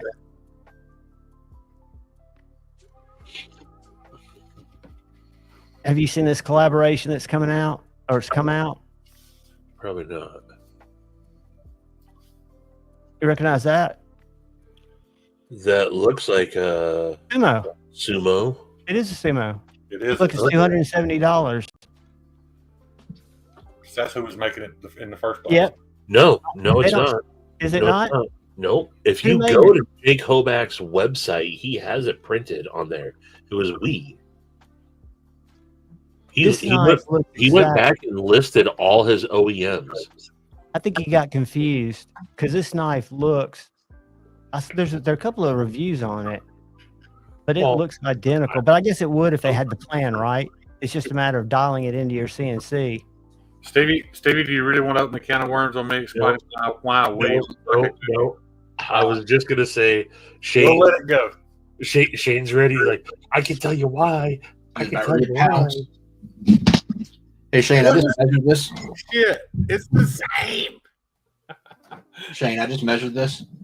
I just measured this one. Yeah. It's like 42. Oh, is it? Yeah. Yeah, it's a little thick.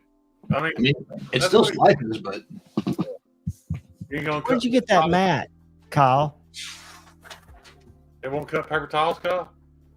I don't have it in here right now. Just kidding, dude. It ain't supposed to cut paper towels. I mean, that's it. So, Javon, if you look at this that I'm sharing, this is I got you. This is Hoback's website, and it's got the country of origin for all his different. You can see that the Husky was made in China by we. The Quaken or the Quayback, and there is the Sumo right there. Interesting. Was it 20 CV there? I don't know, but it was 20 CV though. Yeah. Stevie, just looking at it in a glance, would you say it's about 50-50 that he had overseas versus made here in models, or was it 60 and 20 CV? Like, because I always thought, and I could have been wrong because I was new to the community when it all happened, but that he was an American maker. What percentage? Hey, Dylan, what percentage of knives do you think does he have on there listed as U.S. origin percentage-wise compared to overseas? 50-50. 50-50. And then a lot of them. Because Jake is back making knives in the USA. He still has a good fan base that are buying his shit. He messed up. I don't feel like he handled it as well as he should have. But, you know. Yeah. It's over. Oh, yeah. But, yeah, the original sumo, I didn't know nothing about nothing. And Dave, Satu Dave sent me that night, or that knife to check out a badass US knife. Yeah. And I loved it. I absolutely loved it. And Dave, in my video for, I'm like, I can't believe that this is a US made knife. Like that, this blows my mind that this is quality coming out of A U.S. factory. States. And Dave knew that I liked it so much, and I didn't really have like any U.S. knives at that point. Dave gifted it to me, and I was like, Dave, I can't accept, like, this is way too much. He's like, keep it. All right. Not 2 weeks later, all that shit came out, and Dave called me, and he's like, fucking chuck that thing in the river and tell me what else you want, and I'll send you something. I'm like, nah, dude, don't. Dude, I'm he's such a golden individual. And he's like, I told him, I was like, dude, it's sentimental more than anything. And he said, and it's a good knife. And he's like, that's good. I just don't want to see any pictures of it, man. Yeah. I remember what upset me the most was how upset Brandon Thrasher was. Brandon Thrasher was upset because he was, yeah. That fueled the fire for me. Brandon was heartbroken. His husky was. It made Brandon Thrasher, a hard ass working dude that didn't splurge on things, splurged to get that knife, thinking I got a Hobag USA made beefy ass folder. And when it came out that it wasn't, he was like, oh. And like Maddie said, he wants a Hobag Summit. Kubi will make one, Maddie. I guarantee you. With the Best Tech. Yeah, but Maddie knows the truth now. So if he still wants to buy one, then let Maddie buy one. That's what makes him happy. Yeah, to me, for him to let him be sold on USA made blades, and for him to say he never said that they weren't all made here was dishonest. That was not a legitimate. But people, Double D, howdy. It's evident that Joseph, makers can do all that type of shit. They'll get all the flack for it, and then slowly people will just forget and not give a shit anymore, and they just come right back. I mean, look at one of the originators of that was Browse. Remember Browse Blades? Jason Browse? Oh, yeah. D2 shit. Right. Who'd he say? Browse Blades. Browse Blades. Oh. Yeah. And now he's coming back. He's making knives for Rainier Arms, Stevie. Oh, in Tacoma? Really? Yeah. He is? Yeah, they have exclusive knives that are Hobags. Or not Hobags, I'm sorry, that are Browse. Oh shit. Man, you know what's messed up, Kyle? I can't even go into Rainier Arms and buy what they have. Really? No, man. Same with like Shane. What's the name of the company of your rifle that you got? The I'm out of state. No. It came from Washington. Aero Precision. Precision. Yeah, you can't sell firearm related accessories or anything in the state of Washington. That blows. They can be manufactured here and they can be shipped out of state, but they can't be picked up here and they can't be shipped here. Yeah, that's retarded. That was the same thing that happened with Remington in Colorado. They spent all that money, built that big plant here in Huntsville, and then went out of business. What was the reason for that? Do you know what happened there? Spent all that money moving from Colorado that they couldn't afford to do. Yeah, they Colorado, they wouldn't even let them manufacture there anymore. They wouldn't permit a ship out of Colorado. The state of Colorado put one of the oldest gun companies in the country out of business. But Dan, I didn't realize that though. That's a really cool. I like that you know Rainier Arms, Kyle. Oh, I love them. They got a great selection and they got great stuff. Yeah, I'm glad early on I got a compensator for my P10C. That's really awesome, and that's also where I got a conversion kit for my my P07. You can get a 22 conversion slide for it. They made one for a little bit, and I got one from them. Was it the? What's the name of that company? Shoot, it's the tip of my tongue. Give me a second to think of it. But shit, they do a lot of threaded barrels and comps for Parker Mountain Machine. Parker Mountain Machine is another one that I have for my P10C. Okay. I have one from Parker Mountain and from Rainier. Okay. They're very similar-ish, but Parker Mountain's dope. They make really good. Yeah. What you really ought to do if you ever decide to be bougie with it is get your P07 Cajunized by Cajun Gunworks. That makes all the difference in the world. So you know what I did? I should have. Instead, I got the M Carbo spring kit, spring kit and polishing kit. Yeah. Which is not obviously the same as Cajun, but I did put the full M Carbo. Exactly, just in time. I had a 07, and I also had a Ramey P, which are kind of hard to find, the polymers that were Cajun, and they were phenomenal. Actually, and a Shadow 2 for a while, but that didn't stay around very long. My rifle's not an arrow position. That's my can. Oh, your can is. That's right. That's arrow position. You know, Kyle, I polished everything on my P07, and I think I changed out one of the springs. And honestly, and I don't want to go through it again, it's a little too light for me. Yeah. I mean, it's like way more competition style. And that's just like 3.5. Yeah, probably. I've never put it on a gauge, but I mean, it's light. Yeah. And I'm not going to call them accidental discharges, but I've definitely, when I'm downrange, pulled a lot sooner than I expected. Yeah. I called Kyle and tell him my local buddy here at the gun store, they bought this high-end collection from a guy. He had a lot of extreme long-range rifles and stuff. And he had one sitting on the counter. It was all skeletonized and had a bipod, big, huge scope.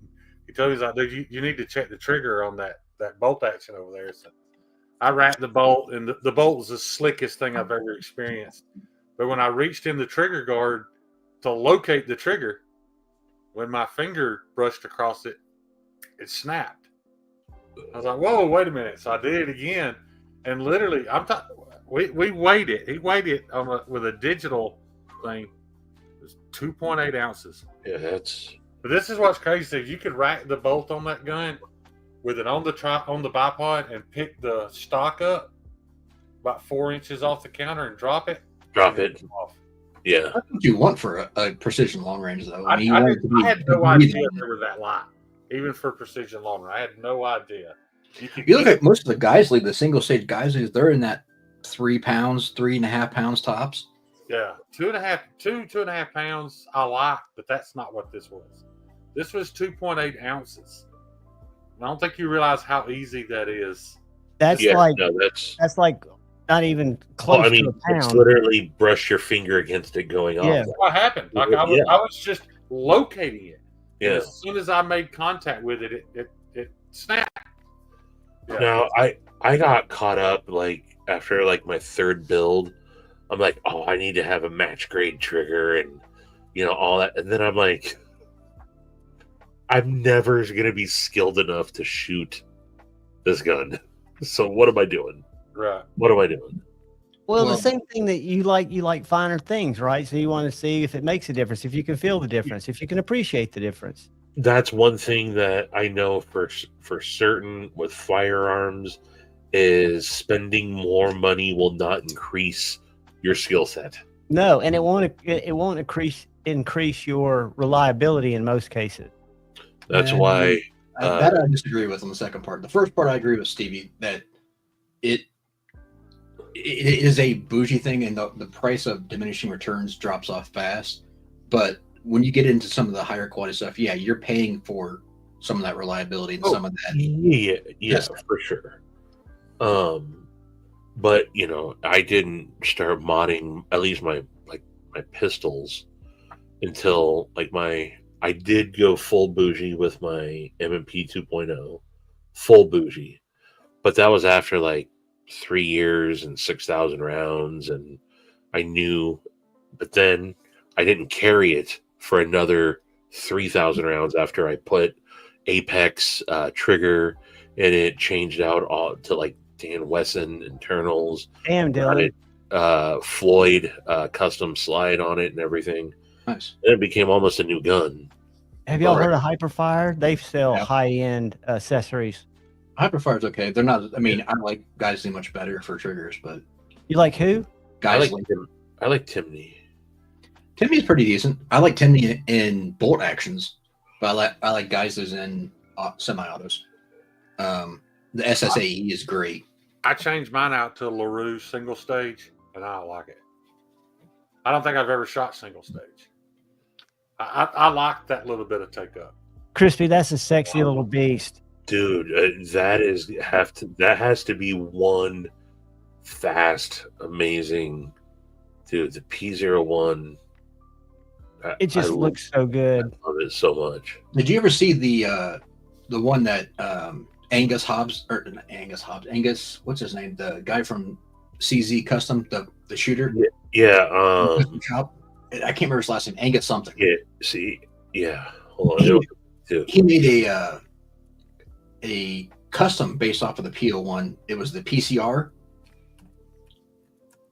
I don't know if you ever saw that. Yes. That PCR, it was a PCR ProTech or whatever it's called. That thing was freaking amazing. My buddy bought one. I mean, they were outrageous, but they were insane. So gold cups are good if you like that. Is yours the 70s or 80s? Stevie, did I tell you what I got the granddaughter for her 14th birthday? No. I got her a Ruger American bolt action 22. Nice. That's a great little. I used to.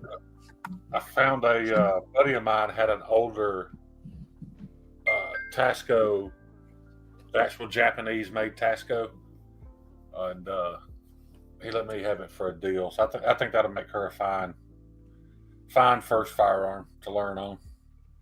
Absolutely. I was gonna get her the 1022, but I wanted her to learn on a bolt action before she goes to semi-auto. Yeah. Shane, I'd be curious to see what he wants for that setup. Ask what? I'd be curious what your buddy wants for that setup for that long range, because that was. Oh, there's a bunch of them, but I'm going back tomorrow, and I'll Not find that I can afford it, but it just was interesting because I mean, based on what you said, that's got to be a MDT or American International chassis. Yeah. With that Schmidt and Bender. I mean, that's retail is probably $20,000 on that. I don't know what he got it for or what he wants for it, but yeah. Stevie, have you seen that? I did. I saw that today. That's pretty wicked. I think it's pretty sexy. And they also released a little fixie. Yeah. Steve, do you agree that that's probably where Michael Martin needs to go next? And he needs to go back to frame lock. Because he went button lock. I think everybody's already done with button locks. Yeah. Button locks. I hope that's done with. I think you should go back to honestly doing drops and variants of all that. Yeah. I liked his liner lock though, just solely because of The main reason I asked those, Stevie, is if and when we do this collab, I'm not sure what lock mechanism I want on it. I'm not a frame lock guy. Please say liner lock. Probably because I'm not a frame lock guy. Or bolstered. And if it Or would be bolt. a button lock, the only way I would do a button lock would be a button actuated liner lock. But I like his liner locks because I like solely for the fact that they look uniform, right, and that's why I like bolster locks as well too. First of all, I haven't even looked at the price of it because I know they just released it. Let's see. Todd Carr, I agree. And Michael, I had Michael talked into it. He agrees that he should have, but he had already machined it all. I'd be surprised if he does another run of them. Speaking of overpriced knives, did you see that they're coming out with a $400 bug out? Tomorrow, it came out today. That Why? was That rich light, is that that rich light? rich light and aluminum. Yeah, it's not even titanium. No, and it's a S90V. That's the price on that's not much difference in the price of other steel, so that doesn't. Oh, I know. That's what I'm saying. It's nothing super special. Yeah, it is, Kyle. It's not I mean, it's not that much for a 3-inch blade between MagnaCut and S90. It's maybe $15-$20 difference. Tops. I have to figure it because I bought a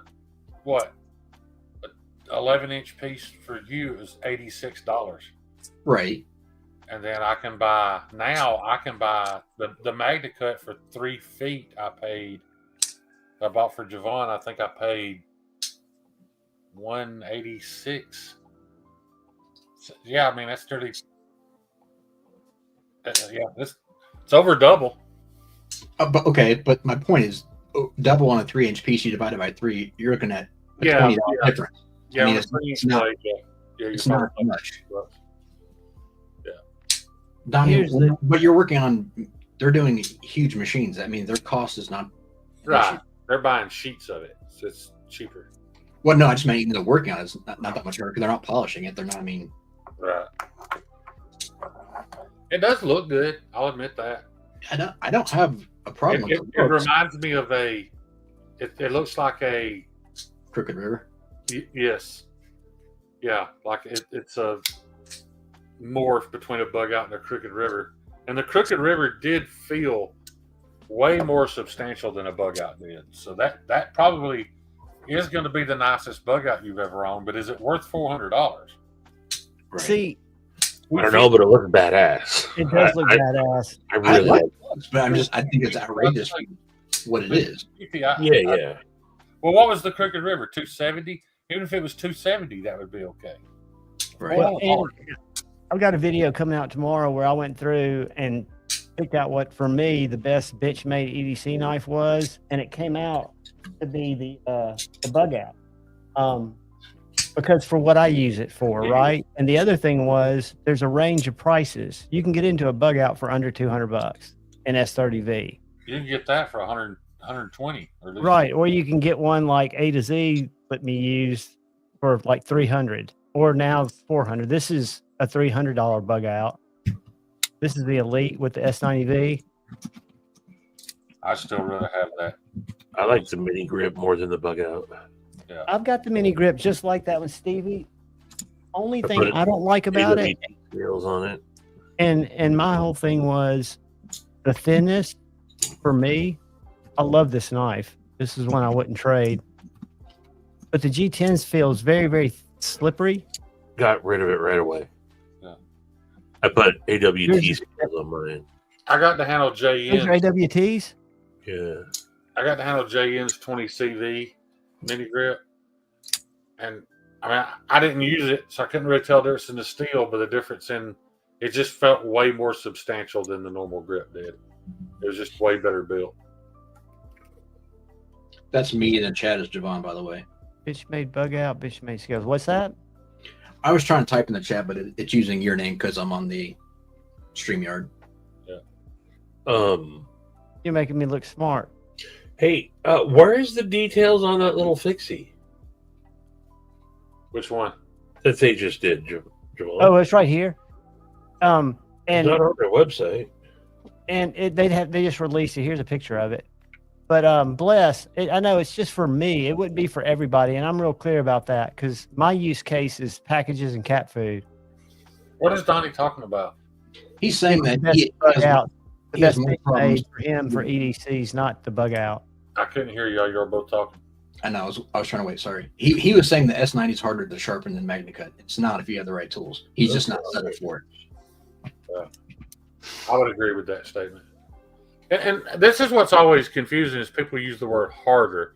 I don't think harder is the proper word.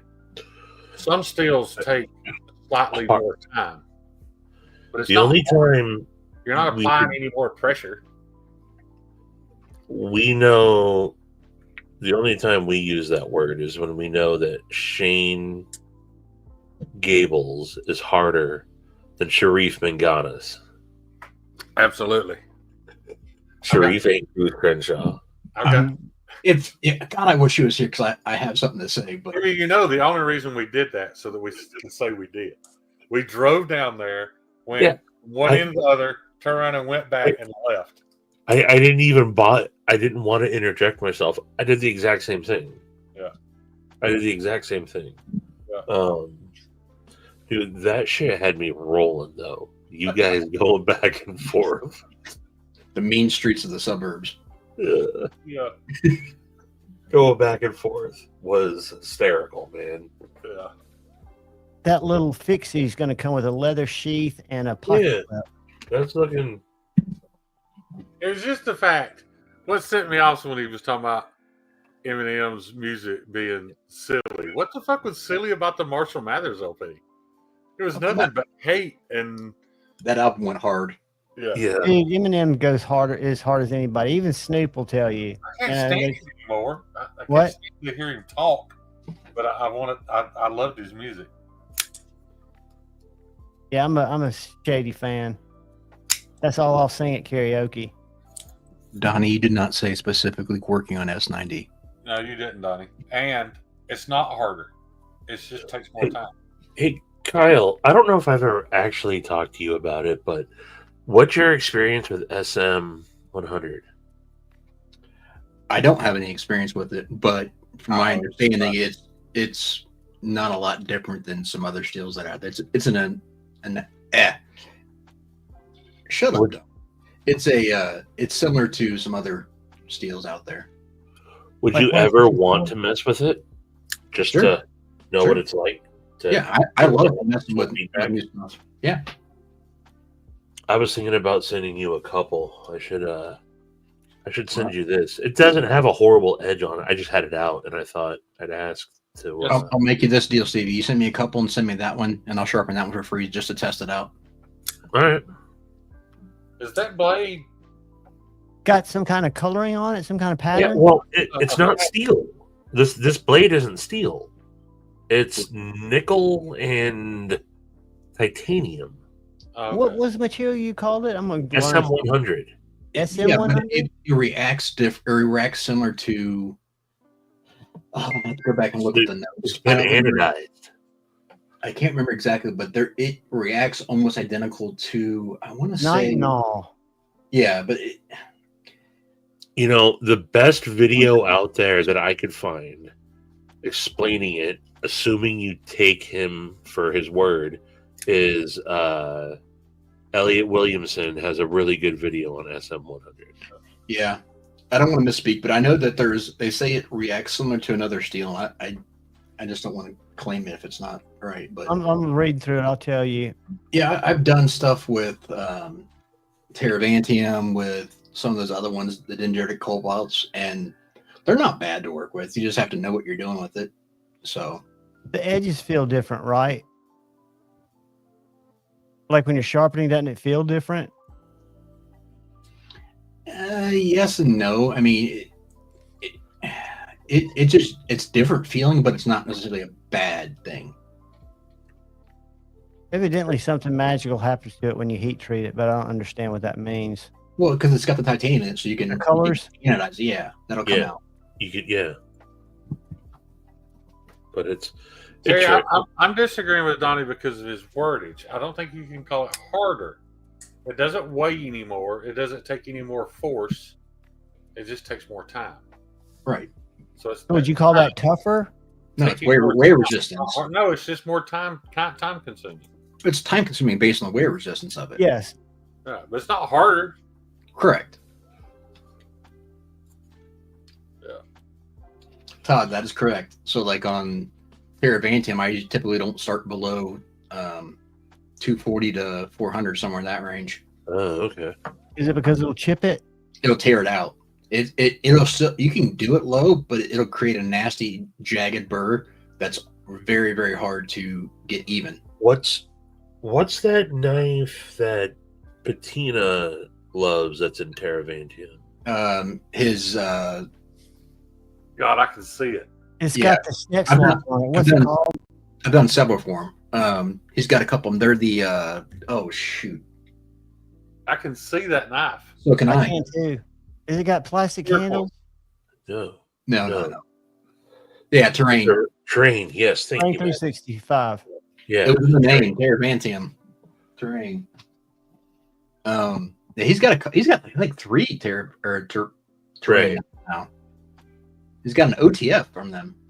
Yep. Yeah, that's right. Are they made here or are they made somewhere else? They're made here. I think those are U.S. I believe so.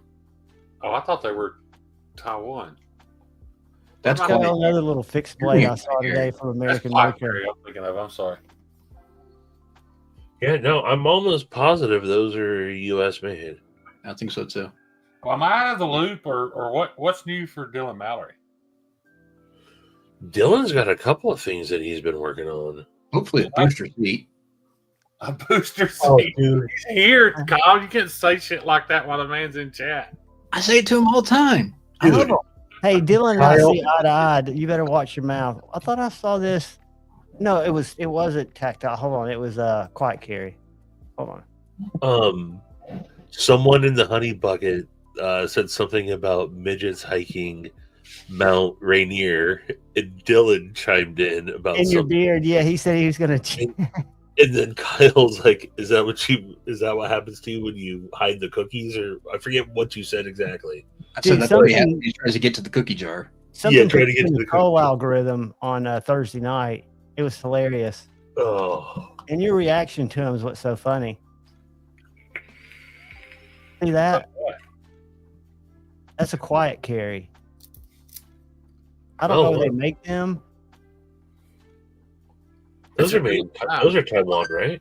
I Yeah. think they might be. Yeah, I think Quiet Carry's Taiwan. Didn't have the name of it, but they just showed it off. I guess at Blade, Well, John, Texas. while I you're think there, it's- show me what Dylan's got coming up.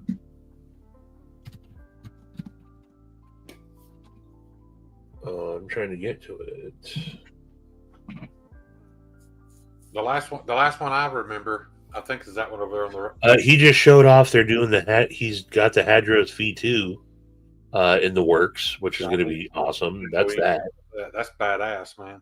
That's badass. that looks sick. What was dude. that one he dropped a couple of years ago, and everybody bought it? That's the Horse? the Hadros, man. Or the Hadros. No, this I've- was before the Hydros. The, The Ford? forest. The forest. I've got a Yeah, forest. that's the one I remember is the Forest.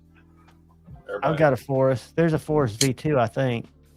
Shane, it's not Forrest like Forrest Hanks. It's Forrest. Phorus. Well, I said Forest. You said Forrest. No, I didn't. You heard Forest. I You said- can't enunciate things. I will say I thought it was. Here's the man, the F-O-R-U-S. myth, the legend himself. Yeah. All 6'2" of him. Who's making the hydro? Is it This artist? is one of the few knives that I own doubles of. I've got the OG forest too. I love that knife. It's so thin and light. And There's you know- another artisan knife that I was bragging about. I said something to Dylan at Blade Show about it, and Dylan informed me that he didn't design it. Was it RKO? Did Dylan design the RKO? yeah, he did the RKO. Okay, because that was my first artisan knife, was an RKO. So surprisingly enough, I actually said the first time I got a Bless the Ripley that he had sent around. When I first got that in, it made me go get my Hadros. Now, I love my Hadros. I'm not comparing these knives in any other way than these are both very thin handle knives that I typically do not like a thin handle. But the Hadros was the first knife that I got that I was like, oh, this is actually, for a thin knife, this is freaking money. And then a lot of people have said the same thing about the Ripley, thinking it's a thin handle. And but a thin handle is like thin. I don't typically like thin handled knives, but they both did the ergos on those perfectly. I don't know. Nobody has brought it up, and nobody's ever asked me. But Dylan's handle design on the Archeo, or Archeo, however you say it, kind of influenced the handle design on my Thug. Not exactly the same, but that's definitely a Dylan Mallory influence there. Dylan, I'm telling you, buddy, little fixies that are like the same size as folders, like a Forest. I don't know how many you have to order, but I would think you could sell the shit out of those. I mean, I'm surprised. Did y'all see that one that Melissa Backwoods was showing off? And I'd seen it on Instagram that Joseph Vero did. The USA made one that has changeable blades. Yeah. Oh, the little fixie. Let me show you this little fixie Joseph Vero did. It's USA made, and it has changeable blades. The shift or whatever.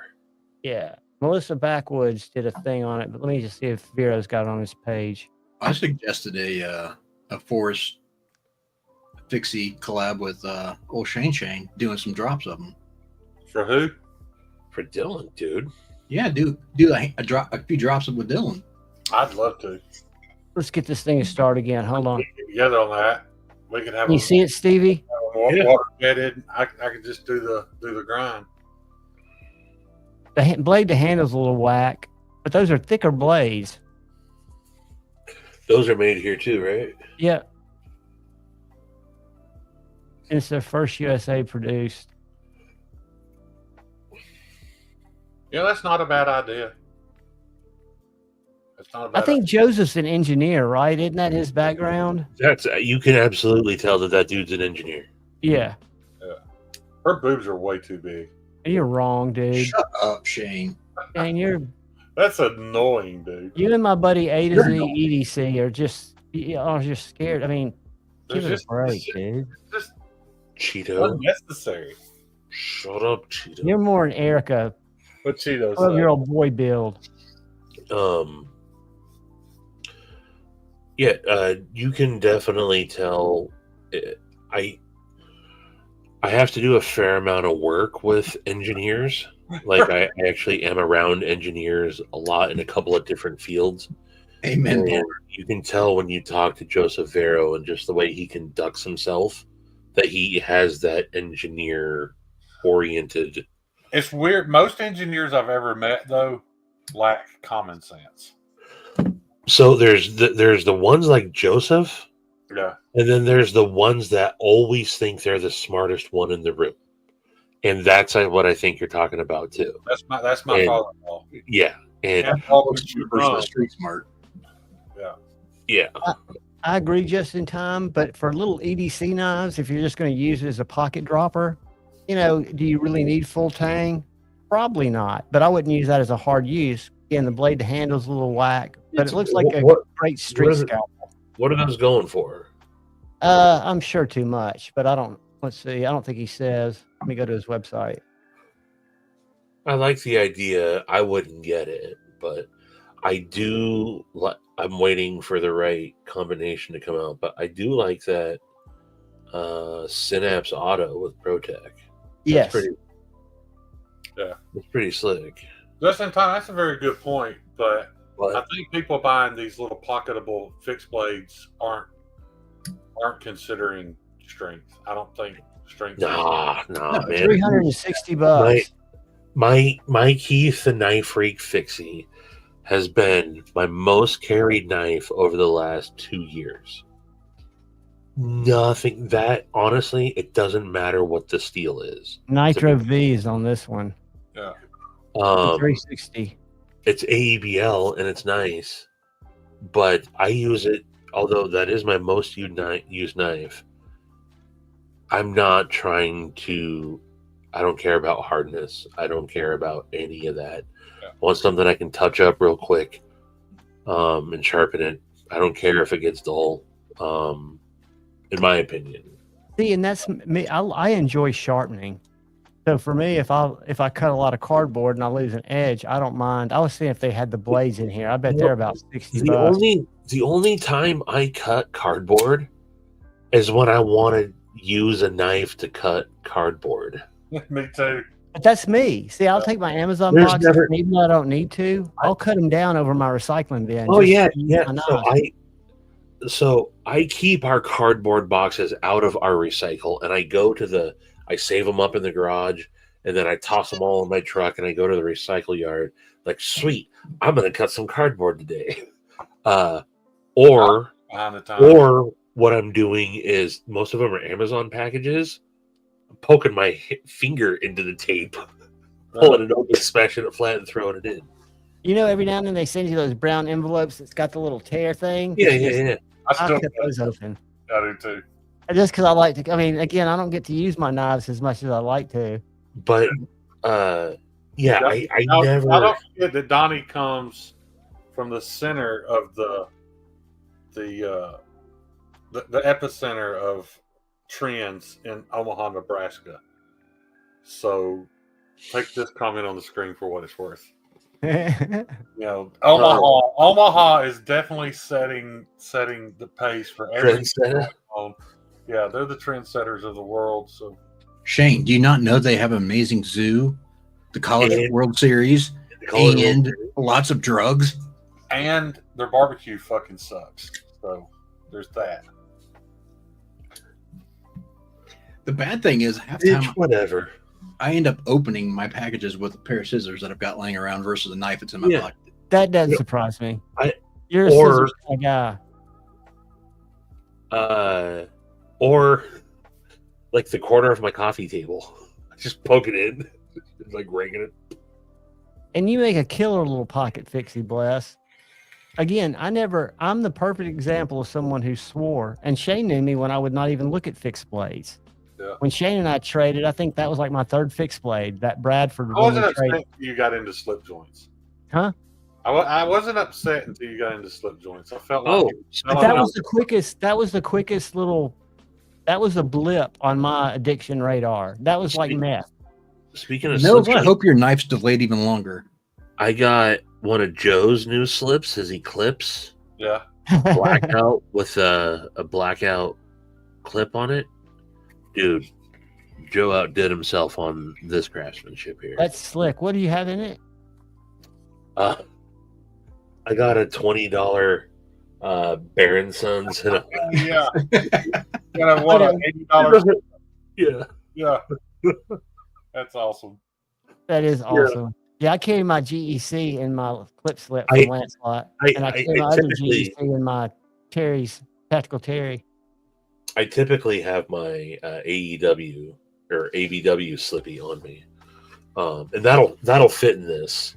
It's just a little too. This is his standard size, so it's more like Sodbuster Junior size. Yeah. Which actually, I'm trying to track down one of those.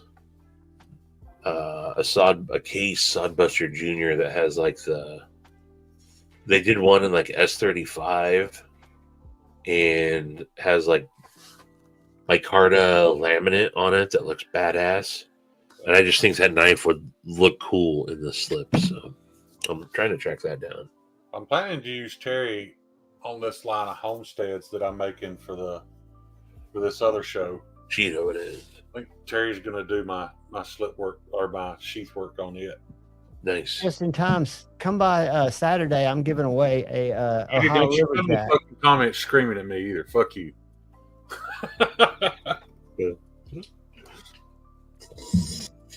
Yeah, but is Terry better than cardboard? I don't know. Yeah, I've got a slip from Terry. It's definitely better than cardboard. Okay. I've got one right back here. There, it's So, gorgeous. so he's up there with Joe then. I didn't say that. Terry's good, man. It's a different knife. I got No, one. I just meant as far as the veteran cardboard part, not the. Oh yeah.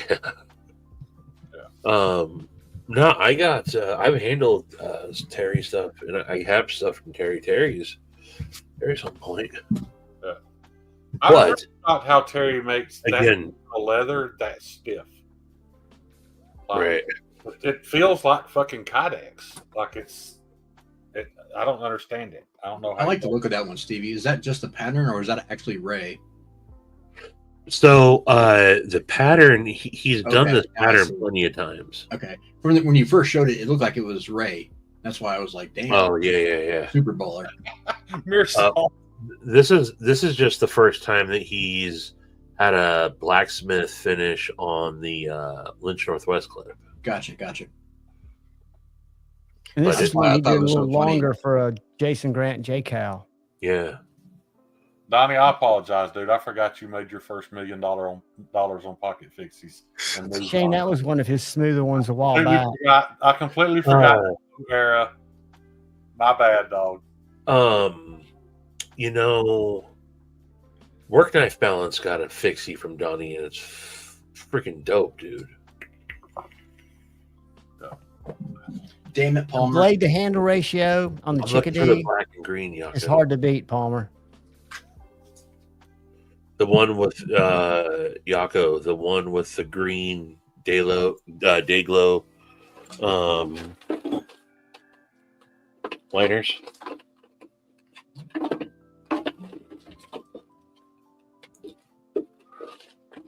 If you like warnings, then I'll take you to his web. We'll look at him on Instagram. JCal. Oh, dude, what's that? That's a JCal. Dude, that's a sick J Cal. Yeah. I've got one that looks similar to that, but it's a chisel grind. You got like 30 of them, John. I've got about 13.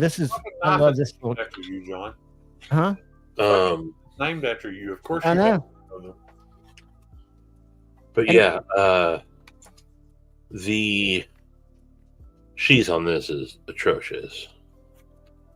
Yeah, and Jason, let me show you the first sheet. I showed you. Dang. How bad is the sheet, Stevie? Oh, it's if I wanna, it'll come flying off. Mine are pretty atrocious too. It's I bet I've seen worse. Oh, I've seen worse. Look, he finished it good, and I'm sure if I heated this up a little bit more, I'm sure I could get a better fitment. I made my first sheath I was proud of, my first decent sheath for a thug recently, and I don't know that I can duplicate it. You will be able to. Jason learned little things like making hot spots on his jimping. You see Dude, those little ridges in the jimping? The retention on this little guy is super tight. I have JCal number 2, and that knife should have never been sent out. Oh, dude, the one I've got didn't come with a sheath. I mean, No, it didn't. It didn't come with a sheath. It's supposed to be a Warncliffe, but it's really even. Hawkbilly, Yes. he ground it too much in the center. Yeah. It's really bad. But I knew what I was getting. I'm not as close with Jason as I used to be. But he gave me like ultra bro deal for that. Like I paid. Jason was always one of those guys that, hey man, don't tell him how much I'm charging you for this because I don't want to, I'm not going to charge everybody this. Don't want to set the market that way. Yeah. But I paid less than 3 digits for it. Dude, Steve, you have no idea how easy that is to happen because like Shane. Right. Ryan, Right. S. Thug is a little recurved. Yeah. Oh no. Yeah. No, I'm not. What's that? What did he show? The aardvark. What The, is that? the Oh my god, dude! I missed it. Where did you get that? What do you mean? Where'd I get Why do you that? still have that, dude? Because that's the one that was worse than Cheetos that you told me to keep and just goof around and grind on. God almighty, I forgot that existed, dude. God, that's so bad. But again, Jason's another perfect example of someone that just kept at it And the stuff that he's cranking out now, pretty damn. Yeah. Like Jason seems to be cranking out some pretty awesome stuff. I love that he told me though that he likes this stuff less. Yeah. And I get it. I get it completely. I like. When I used to talk, I talked to him Friday because I haven't talked to him in a long time, and he was going to jump on if he could Friday. But what he used to say is the texture that he did, he kind of considered it like tattooing. So he was like leaving a lot of that roughness by design, and then he had a lot of people that didn't like it, which is understandable. Right. It was Yeah, too Mersault. He's got like 10,000 followers on his tattoo page. Let's look at his knives. Hold on. But yeah, this is a Colin McGuire Mag 10 Knife Works. I was with Bearded Doom when he bought one in 2022 at Blade Show, and he happened to be in Nashville with Shane and A to Z, and Tad and I went up there, and I picked this up. That's It's a basically the gorgeous same knife knife. I just showed from Shane. Huh? Have you guys handled? On camera, Kyle. It was for half a second. Don't Have- hate me. Have any of you guys handled Cheeto Serrano that Donnie made? I have it No. right now. Oh, you do? Yeah. Dude, Do you have it where you That- can hold it up, or is it somewhere else? Like, I don't want to see your titties. I'd rather just not see it. Fortunately, though, Donnie sold out all the copyrights to Fixed Blades to SE and all those companies, and moved on to something bigger and better. Well, that was the trend 7 years ago. I Right. love that little thing. Yeah. All right, let's go to where did I lose Instagram? I remember 7 years ago when fucking Blessed Knives Fixed Blades were all the talk. Like every fucking body had a Blessed Knives Fixed Blade. I remember that. I mean, I put think he designed Omaha the- on the map. I think he designed the Azula, didn't he? Was it? Bowie, wasn't it? Yeah. The top three things from Omaha are Bless, the God Zoo, damn, and then the College World Series. That level of you may have surpassed any level of pretentious you've ever had with. with that. Yeah. God damn, dude. If you don't like to see pew-pews, turn away. No. Look at the grind on that. There's no hate, Donnie. It's just funny. What is that? That's one of Jason's. It's a little. Dude, that looks nothing like a Brass Brigade knife. No. No. Well, it's not a J-Cal for sure, but he's getting them water jetted. Yeah. What is that? Okay, I was Like going to that- say, yeah, he has to be getting those water jetted. Yeah, he calls it Fallout finish. He started doing that about a year and a half ago. He hadn't been making knives that long. Look how Fallout thick finish those is are. just that's just fucking up your dipping it in ferrochloric acid and rubbing it too soon. Yeah. I like it. I got about You gotta remember though, the Brass or Jason has a language, and his language is fucking gnarly. Yeah, Utilitarian. I mean, it's like it's like something- that. Is it's his not like you language? want to stand in a courtroom and defend. Why did you even have this on you? no. I mean, that's what he likes. He likes aggressive. I don't even know if you call them tactical. Just Yeah, I'd say they're utilitarian. They're very Yeah. just much tools. I Well, appreciate. I think you would call this one tactical. Look at that little thing. It's a last ditch. That's all that is. Yeah, like a nuck. But yeah, he does some cool stuff, and he's also got a page. That's probably my favorite one right there. Which one? That one you just did, completely that nut looking thing. Oh, the little one I just showed. This one right here. Yeah, I fucking dig that. Javon, that's do you cool. have any nucks? No, I don't have any nucks. I've got some. I got one. They of, not make them in kid sizes? Well, I've got one of Joe Isabella's Ultim Nucks. Check that out. Oh, custom. Okay.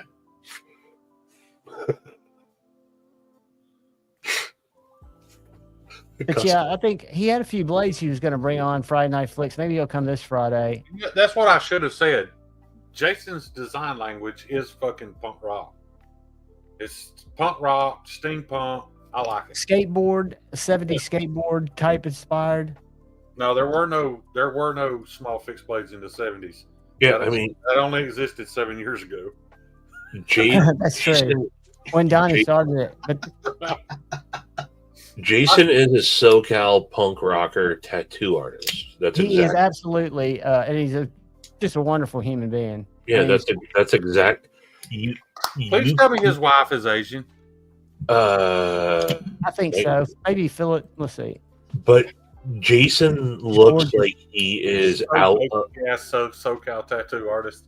Yeah, Asian girl. Jason looks like the cookie cutter, and I'm not saying this to be rude, but he looks like he lives in SoCal.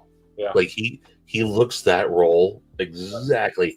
He wears a hat with a flat brim, shades. He's probably hit somebody in the face with a skateboard before. Absolutely. And he's legit. I think he's authentic as you could get in terms of what he does, But I mean, I can't imagine doing stuff like that.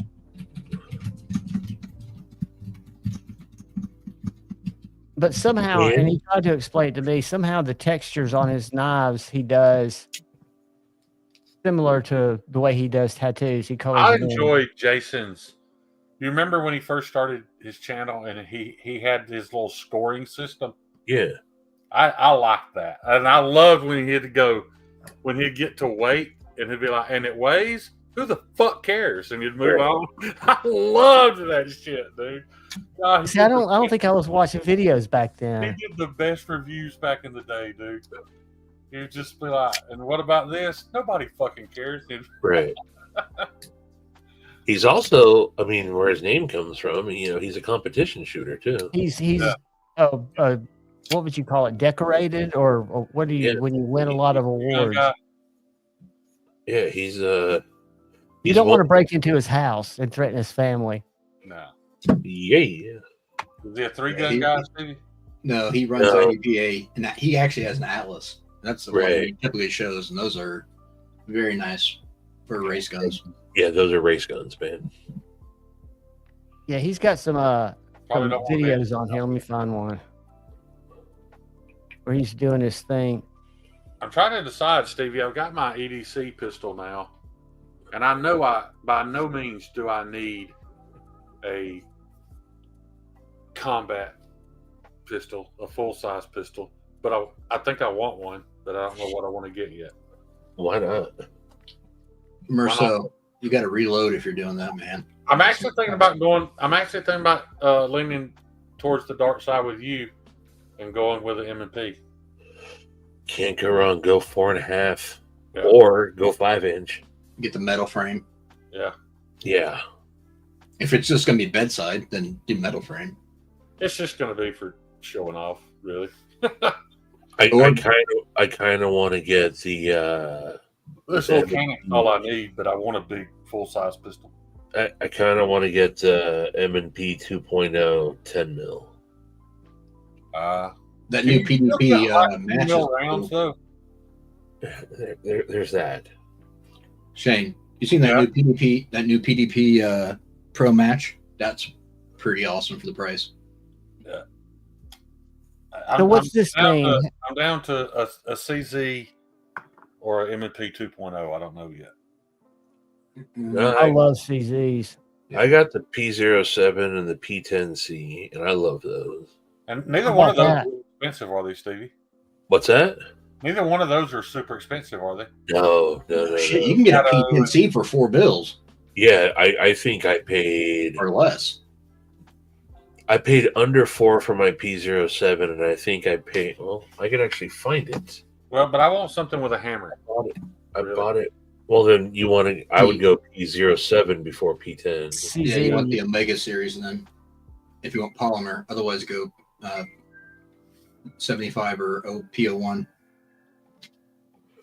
Yeah, Stevie, they got P10Cs for like $360 now at Cajun. Oh yeah, I'm not surprised. Have you seen that? Have you seen the SC? Yes, I have. That stuff. Thank you, brother. That's Good pretty to see awesome, you, man. I got to give Zach a man hug. Y'all bear with Hey, me, what Kyle. up, Nick? What's up, Zachy? For you too.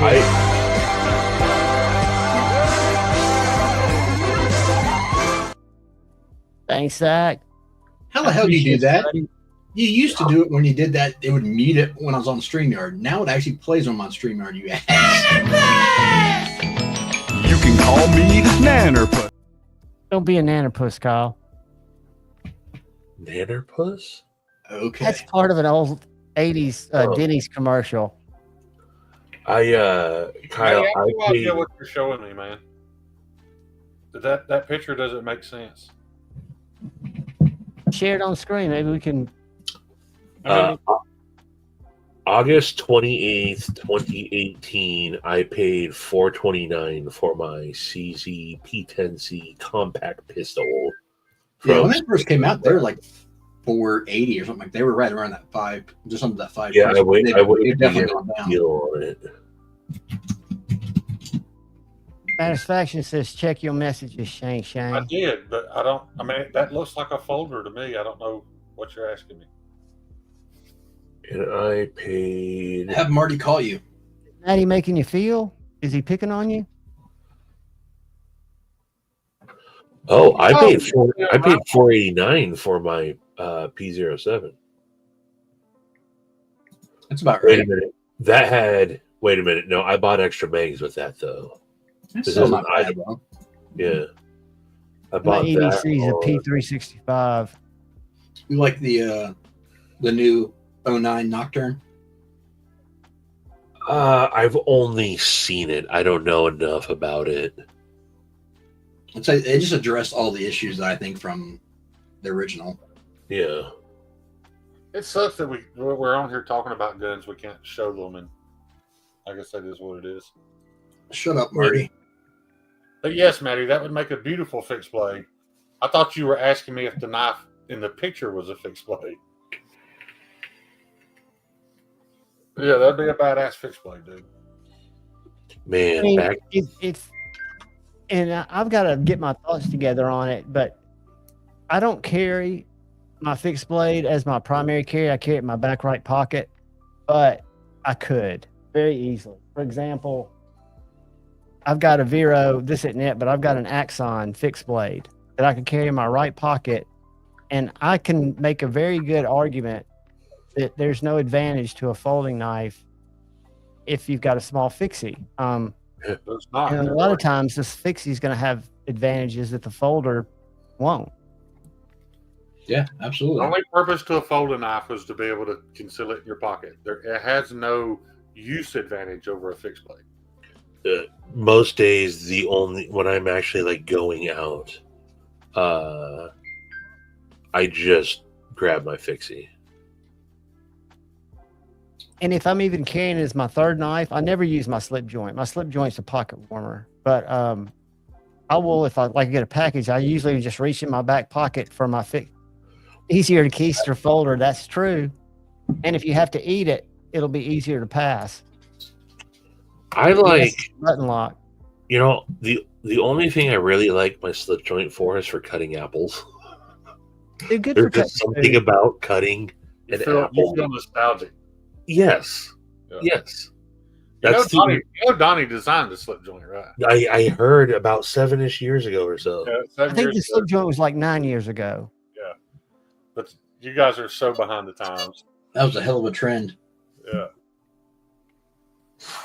I don't really carry many fixies just because I don't like the way that they carry. Amen, Dylan. If I carry them, it's typically from weak Ugh. side, and I like carrying inside the waistband.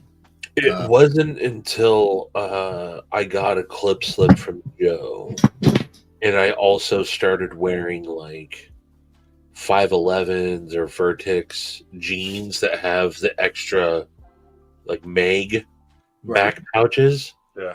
That's when I started carrying the fixie. This I is think the it's only one. illegal to carry in Alabama. I think the only knife law on the books that's archaic is you can't carry an over 12-inch blade external or like on your belt. Isn't that an Alabama law, Shane? I thought that was Texas. You couldn't carry a buoy up to a certain size. I don't This know. this is my favorite apple cutter. What is that little guy? This is Yeah. the You have no idea how many Iris. cans of Grizzly that little ABW slip joint opened. That's all I ever used it for. It's my favorite to open my dip cans with. Awesome, buddy. Sleep well. This is the Orion Knives Oh, mod from Open L reblade. yeah. Or not reblade, rehandled Open L number 10. This is one of my favorites of all time, and every time I see I think this that knife- locking mechanism is so cool. Sorry, Shane. every time I look at this knife, it makes me sad because he don't like me anymore. But the fact that Jake bought me this just warms my heart, even though I don't think he likes me anymore. Dylan, you're allowed anywhere. I don't right? think Jake likes me anymore. Yeah. I don't think Jake likes any. Jake deals with such bullshit at his job. It's just made him hate everybody. He hates humanity. Yeah.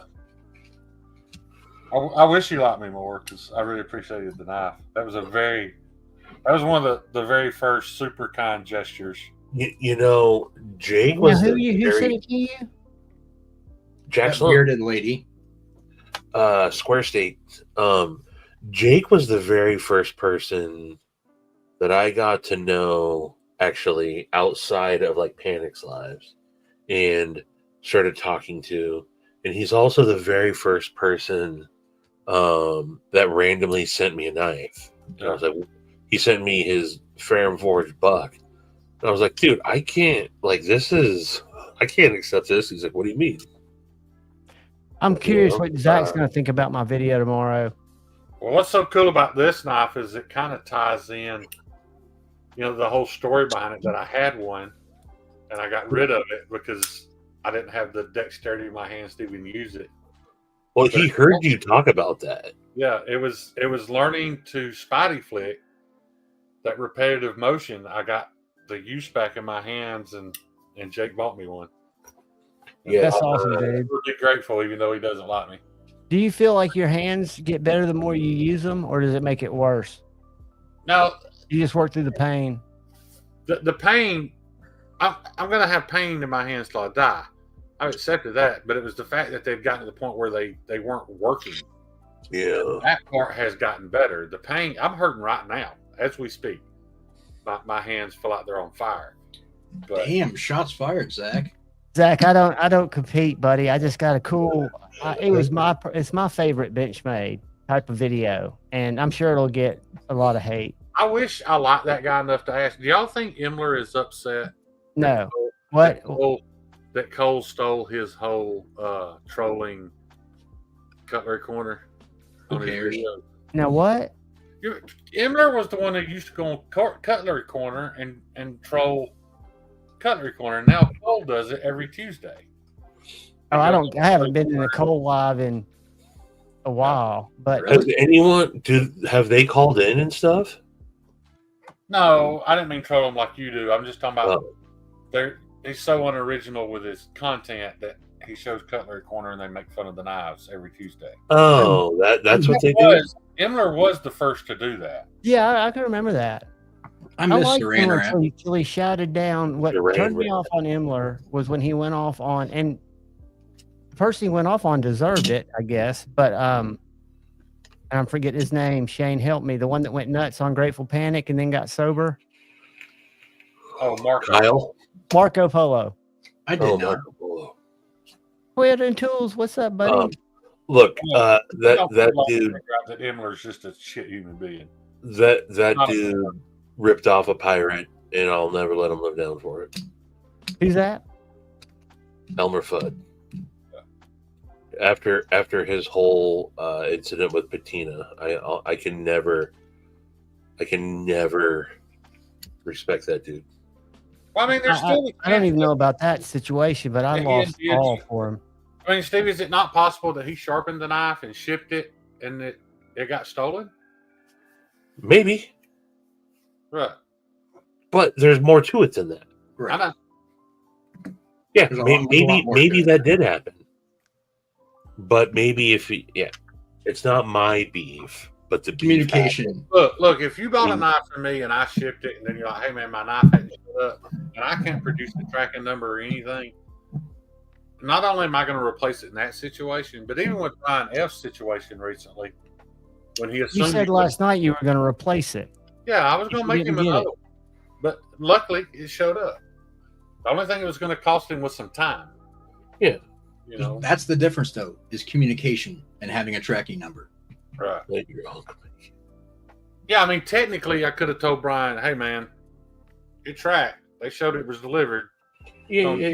But I wouldn't do that. Yeah, but we're talking about a guy that can't even produce a tracking number to prove that he shipped Patina's knife, correct? Correct. And then it was just like, I don't know what you want me to do, man. Fuck it. Yeah. You know? And it was like 3 months. And yes, there were so many extenuating circumstances, and Glad you're here, Morbid. Also, with him being I'll like, say "Hey, this right now, Mike Emler is why there's no more Knives Live. Mike Emler ruined Knives Lives for me so bad to a point that I don't want any fucking thing to do with it. Why didn't you share that with me, or did you? He's that shitty a human being that I don't want anything to do with it anymore. John, you don't remember 30 minutes ago. I know, that's true. That's why I thought Shane would say we talked about it and remind me. Just being Mike. He was just being Mike. And it turned into such a negative experience that I didn't want to be part of it anymore. Man, yeah, he definitely blew the chat room up. Right after I asked, hey guys, we can chat anywhere. Let's just keep this so that you can easily go to it and find the details of what you need to know. And then it turned into, hey, look how stoned I am. Look how fucked up I am tonight. Blah, blah, blah. Fuck him. Troll that. Satisfaction, I hope so. I think it'll happen again. I don't know what it'll be. I like the idea of getting together for 24 hours. Anybody in the world is free to do it again. It just won't be this guy. Well, we could do it around Jason Brown Day or something. No. I think you didn't hear Shane. There's no we in this. Oh, I know. Shane is. I'm still waiting on a damn spreadsheet, Javon. I was trying to expand on it too. I thought it could go longer, and Shane was, I think, fed up with a lot. Yeah, I thought that was a stupid idea. It'll never be. I know all the bullshit that went on behind the scenes on the first one. Yeah. But even the second one wasn't the same. There'll be nothing like the very first one. Yeah. That's the first true. one was great. I loved it. I love that I got to be a part. Hassle.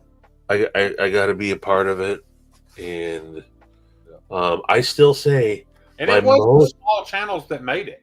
My most favorite part of Knives Live was Javon, Red Wolf, EDC, Hawaii Knife and Gear, and Blades and Fades. Yeah. You guys went on before Hollywood Tactical. You had that space. Before he did his little thing, yeah. Yeah. And I was like trying, and it was like 3 a.m. or something, and I'm trying so hard to stay awake. And you guys, that was my favorite part. Was Javon? Was that your guys' block? That was a late night one, dude. That was 4 or 5 in the morning. I missed that first year. Toyotas and Tools. It was the thing we did. It was Grateful Panic and Shane's idea to. Because Grateful Panic used to go live sometimes for 6-7 hours, and there's always someone should do it 24. Yeah, who was it that? What's that? Who was it that actually said you guys should just do 24 hours? I forget now. I think it was actually like Bees and Bees. Panic. We're talking about it. No, it wasn't. Are you sure? It was somebody like.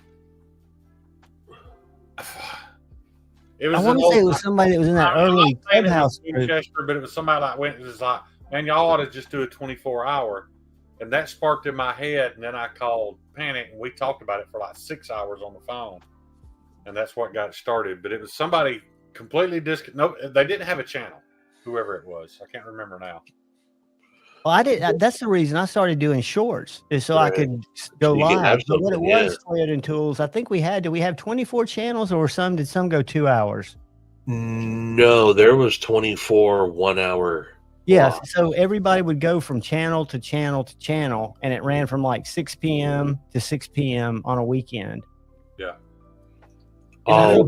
Stacy. Every hour there was a giveaway, so you had a chance to win a knife every hour. And then there was these dude Lefty. It wasn't just Lefty. Lefty gathered most. Lefty gathered everything. Yeah, he did everything. There was huge giveaway packages at the end worth thousands of dollars. Like a week later, and we raised I don't remember, $6,000-$7,000 for knife right. 62 or 63 the first year, and then over 7 the second year. Yeah. It was a good time, but it was also very revealing. But it was also, remember, unfortunately, the finale was a total flop. Well, Because yeah. Panic. Panic. He did a panic. Whatever happened. And didn't it end up on Emler's channel? No, Neves, I think, did it in the last minute. Remember? Because he had a hard time getting Doug plugged in.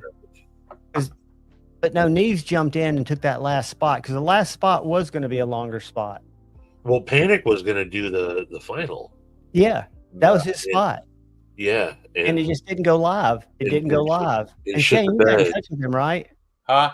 You got in touch with him. He was having tech problems or something. And we had to switch on the fly, and it had gone smooth for 23 hours. Right. It all fell apart. But in the end, it all worked out great. You know, Kevin. Yeah, that was bizarre to me, manufacturers, people wanting certain spaces for time slots. Yeah. I went on, I had remember Kevin also got COVID right as that was happening. So I was on so he was going to be like number 4, hour 4. And Bearded Gear stepped in for him, but it was Jake, Bearded Gear, Backpack B, me, Brandon Thrasher, and Grady's Gear did that hour. Oh, that's awesome. And then I did like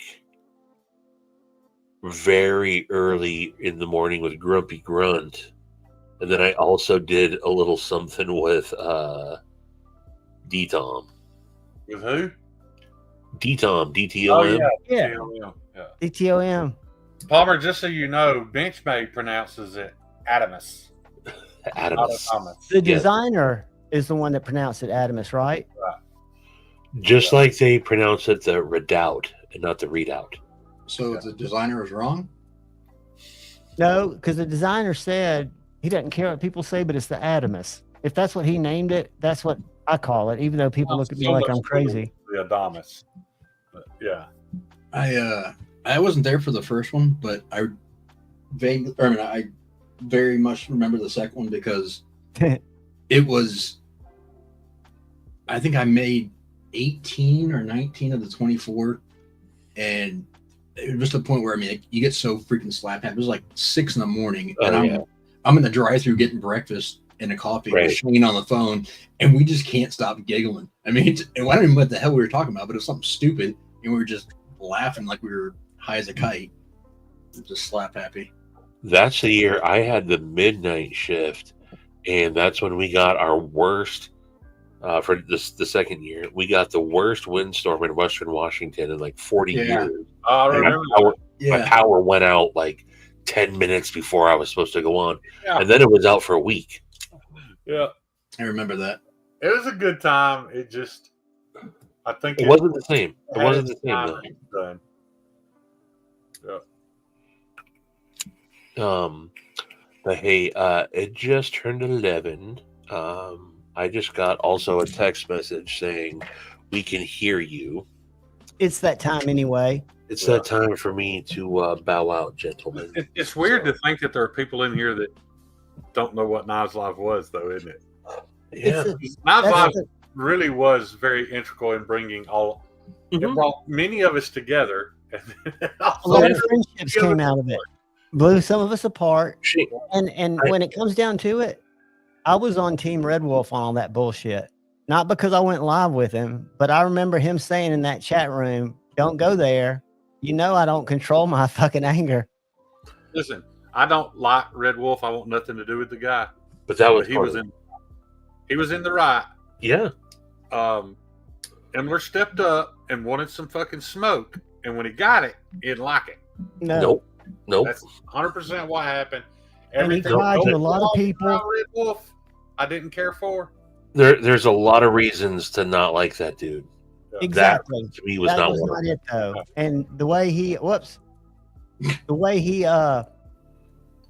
went to Jared and had him like out of that channel when they were trying to drive subscribers. It was a bad look. Yeah. But it was a good time. I enjoyed Knives Live. Yeah, no, it's a good. All I would did love was to kept see a it again. spreadsheet. Which you never sent to me. I got it actually. I'll say this, I'm pretty good at talking shit. It's really hard to hurt my feelings. I've got those I spreadsheets. learned stuff. something from that. I am not getting into a verbal altercation with fucking Red Wolf. I am not going there with Kyle. He'll go scorched earth on you. Yeah. Look, Kyle goes, look, guys, I'm giving you notice. This is not a road you want to go down. You're not going to win. I don't give a F. I will say whatever I need to say. Right. So if you want to do this, okay. I'm not saying I'm in the right for it, but that's what I'm going to do. It definitely sounds like a Kyle trait. In a very mature way. And then Imler kept on and then got so just, he went KC full time. Smoked is what he got. Yeah.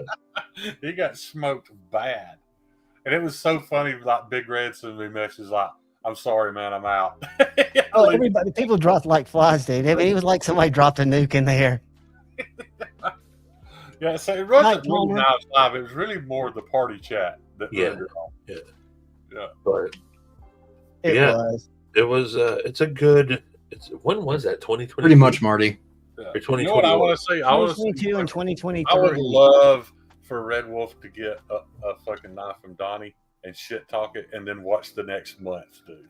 No, you know what? I think that a Ripley would be right up Red Wolf's alley. He would. I think he would love it. I'm just saying. But to see Donnie not love it and shit talk Donnie, and then watch what happens after that. Yeah. See you, Blade. Yeah. That could get ugly. Square up. He is a gigantic man. Yeah. Oh yeah. No, he's not a really a question. I told him I called him Redwood EDC. Yeah. Big old ginger that He's kind of come back. He's made a few videos and he seems like he's doing a lot better. yeah, he moved. He does all the crazy weight stuff now, and Yeah. He seems more civil than he used to be. I told him, I was like, hey man, you seem like a good dude. If you go back, I used to do a bunch of lives with him and Jared at like 11 noon on like a Saturday. You and Red Wolf? Yes. No, Yeah. I remember that. Yeah. Again, before I had a channel, I was going on with Red Wolf. Yeah. I just knew him. But yeah, there's a couple, like his birthday one with me, him, and Jared. But after a while, I knew him well enough to where I was like, hey man, I don't think I can be friends with you. And I just thought it's weird though. Is Kyle's one of those people because he did the same thing to me. He was like, I don't think we can be friends. Like, I think you're right, Kyle. yeah, And that was the end of it. yeah. After I started to get to know him a little bit, I was just like, yeah, hey man, I don't think I really. We're wanna not be kindred friends. spirits. Yeah, And he and he kinda was like, yeah. He's like, fair enough, man. See you around. Yeah. and I respect that. I mean, somebody We just that's- never- I respect that much more than We- I do Mike Emler. we still every once in a while he comments on something that I've done on Instagram. What he got caught up in was with Bama Knife Guy. When he went off on Jared on something. Oh, when I did that mocking reaction video, Yeah. he went off on Jared in my comments, and then him and Lee started going back and forth. Yeah. And Lee was taking the bait. See it, Blade. Lee took it hook, line, and sinker. Yeah. Had no idea what he was in for. No. no, that's For those of you who don't know what we're talking about, this dude will shit talk your mama, your wife, your sister, your great aunt, he has no governor. He has no He has speed bump between no his brain and his tongue. at all whatsoever. He will say everything that you've ever thought. I will not allow a motherfucker to say this. That's what he's going to say to you. No, you'll have your own line in the sand, and he'll jump over it until you draw the next one. Anything you've ever thought you can't accept as a man, that's what he's going to say to you. And then goes as far as, all right, man, I'll be right here at this time if you guys want to come see me, but I know you're not going to. Right. And so he'll take a picture of himself with him, and that's about like You ain't here. He's almost always right. So yeah, hats off to Wow. Goblin Fear for that, I guess. Yeah. You gotta but, love a good troll. Yeah. Alrighty, fellas. All right, guys. I love I'm all outta y'all. here. Love y'all. Thanks Had a for good joining time, Stevie and Shane, Kyle. Later, guys. I'll see y'all soon. All Till we see right. each other again. Ready, Peace. man, Bobo? Bye. Later.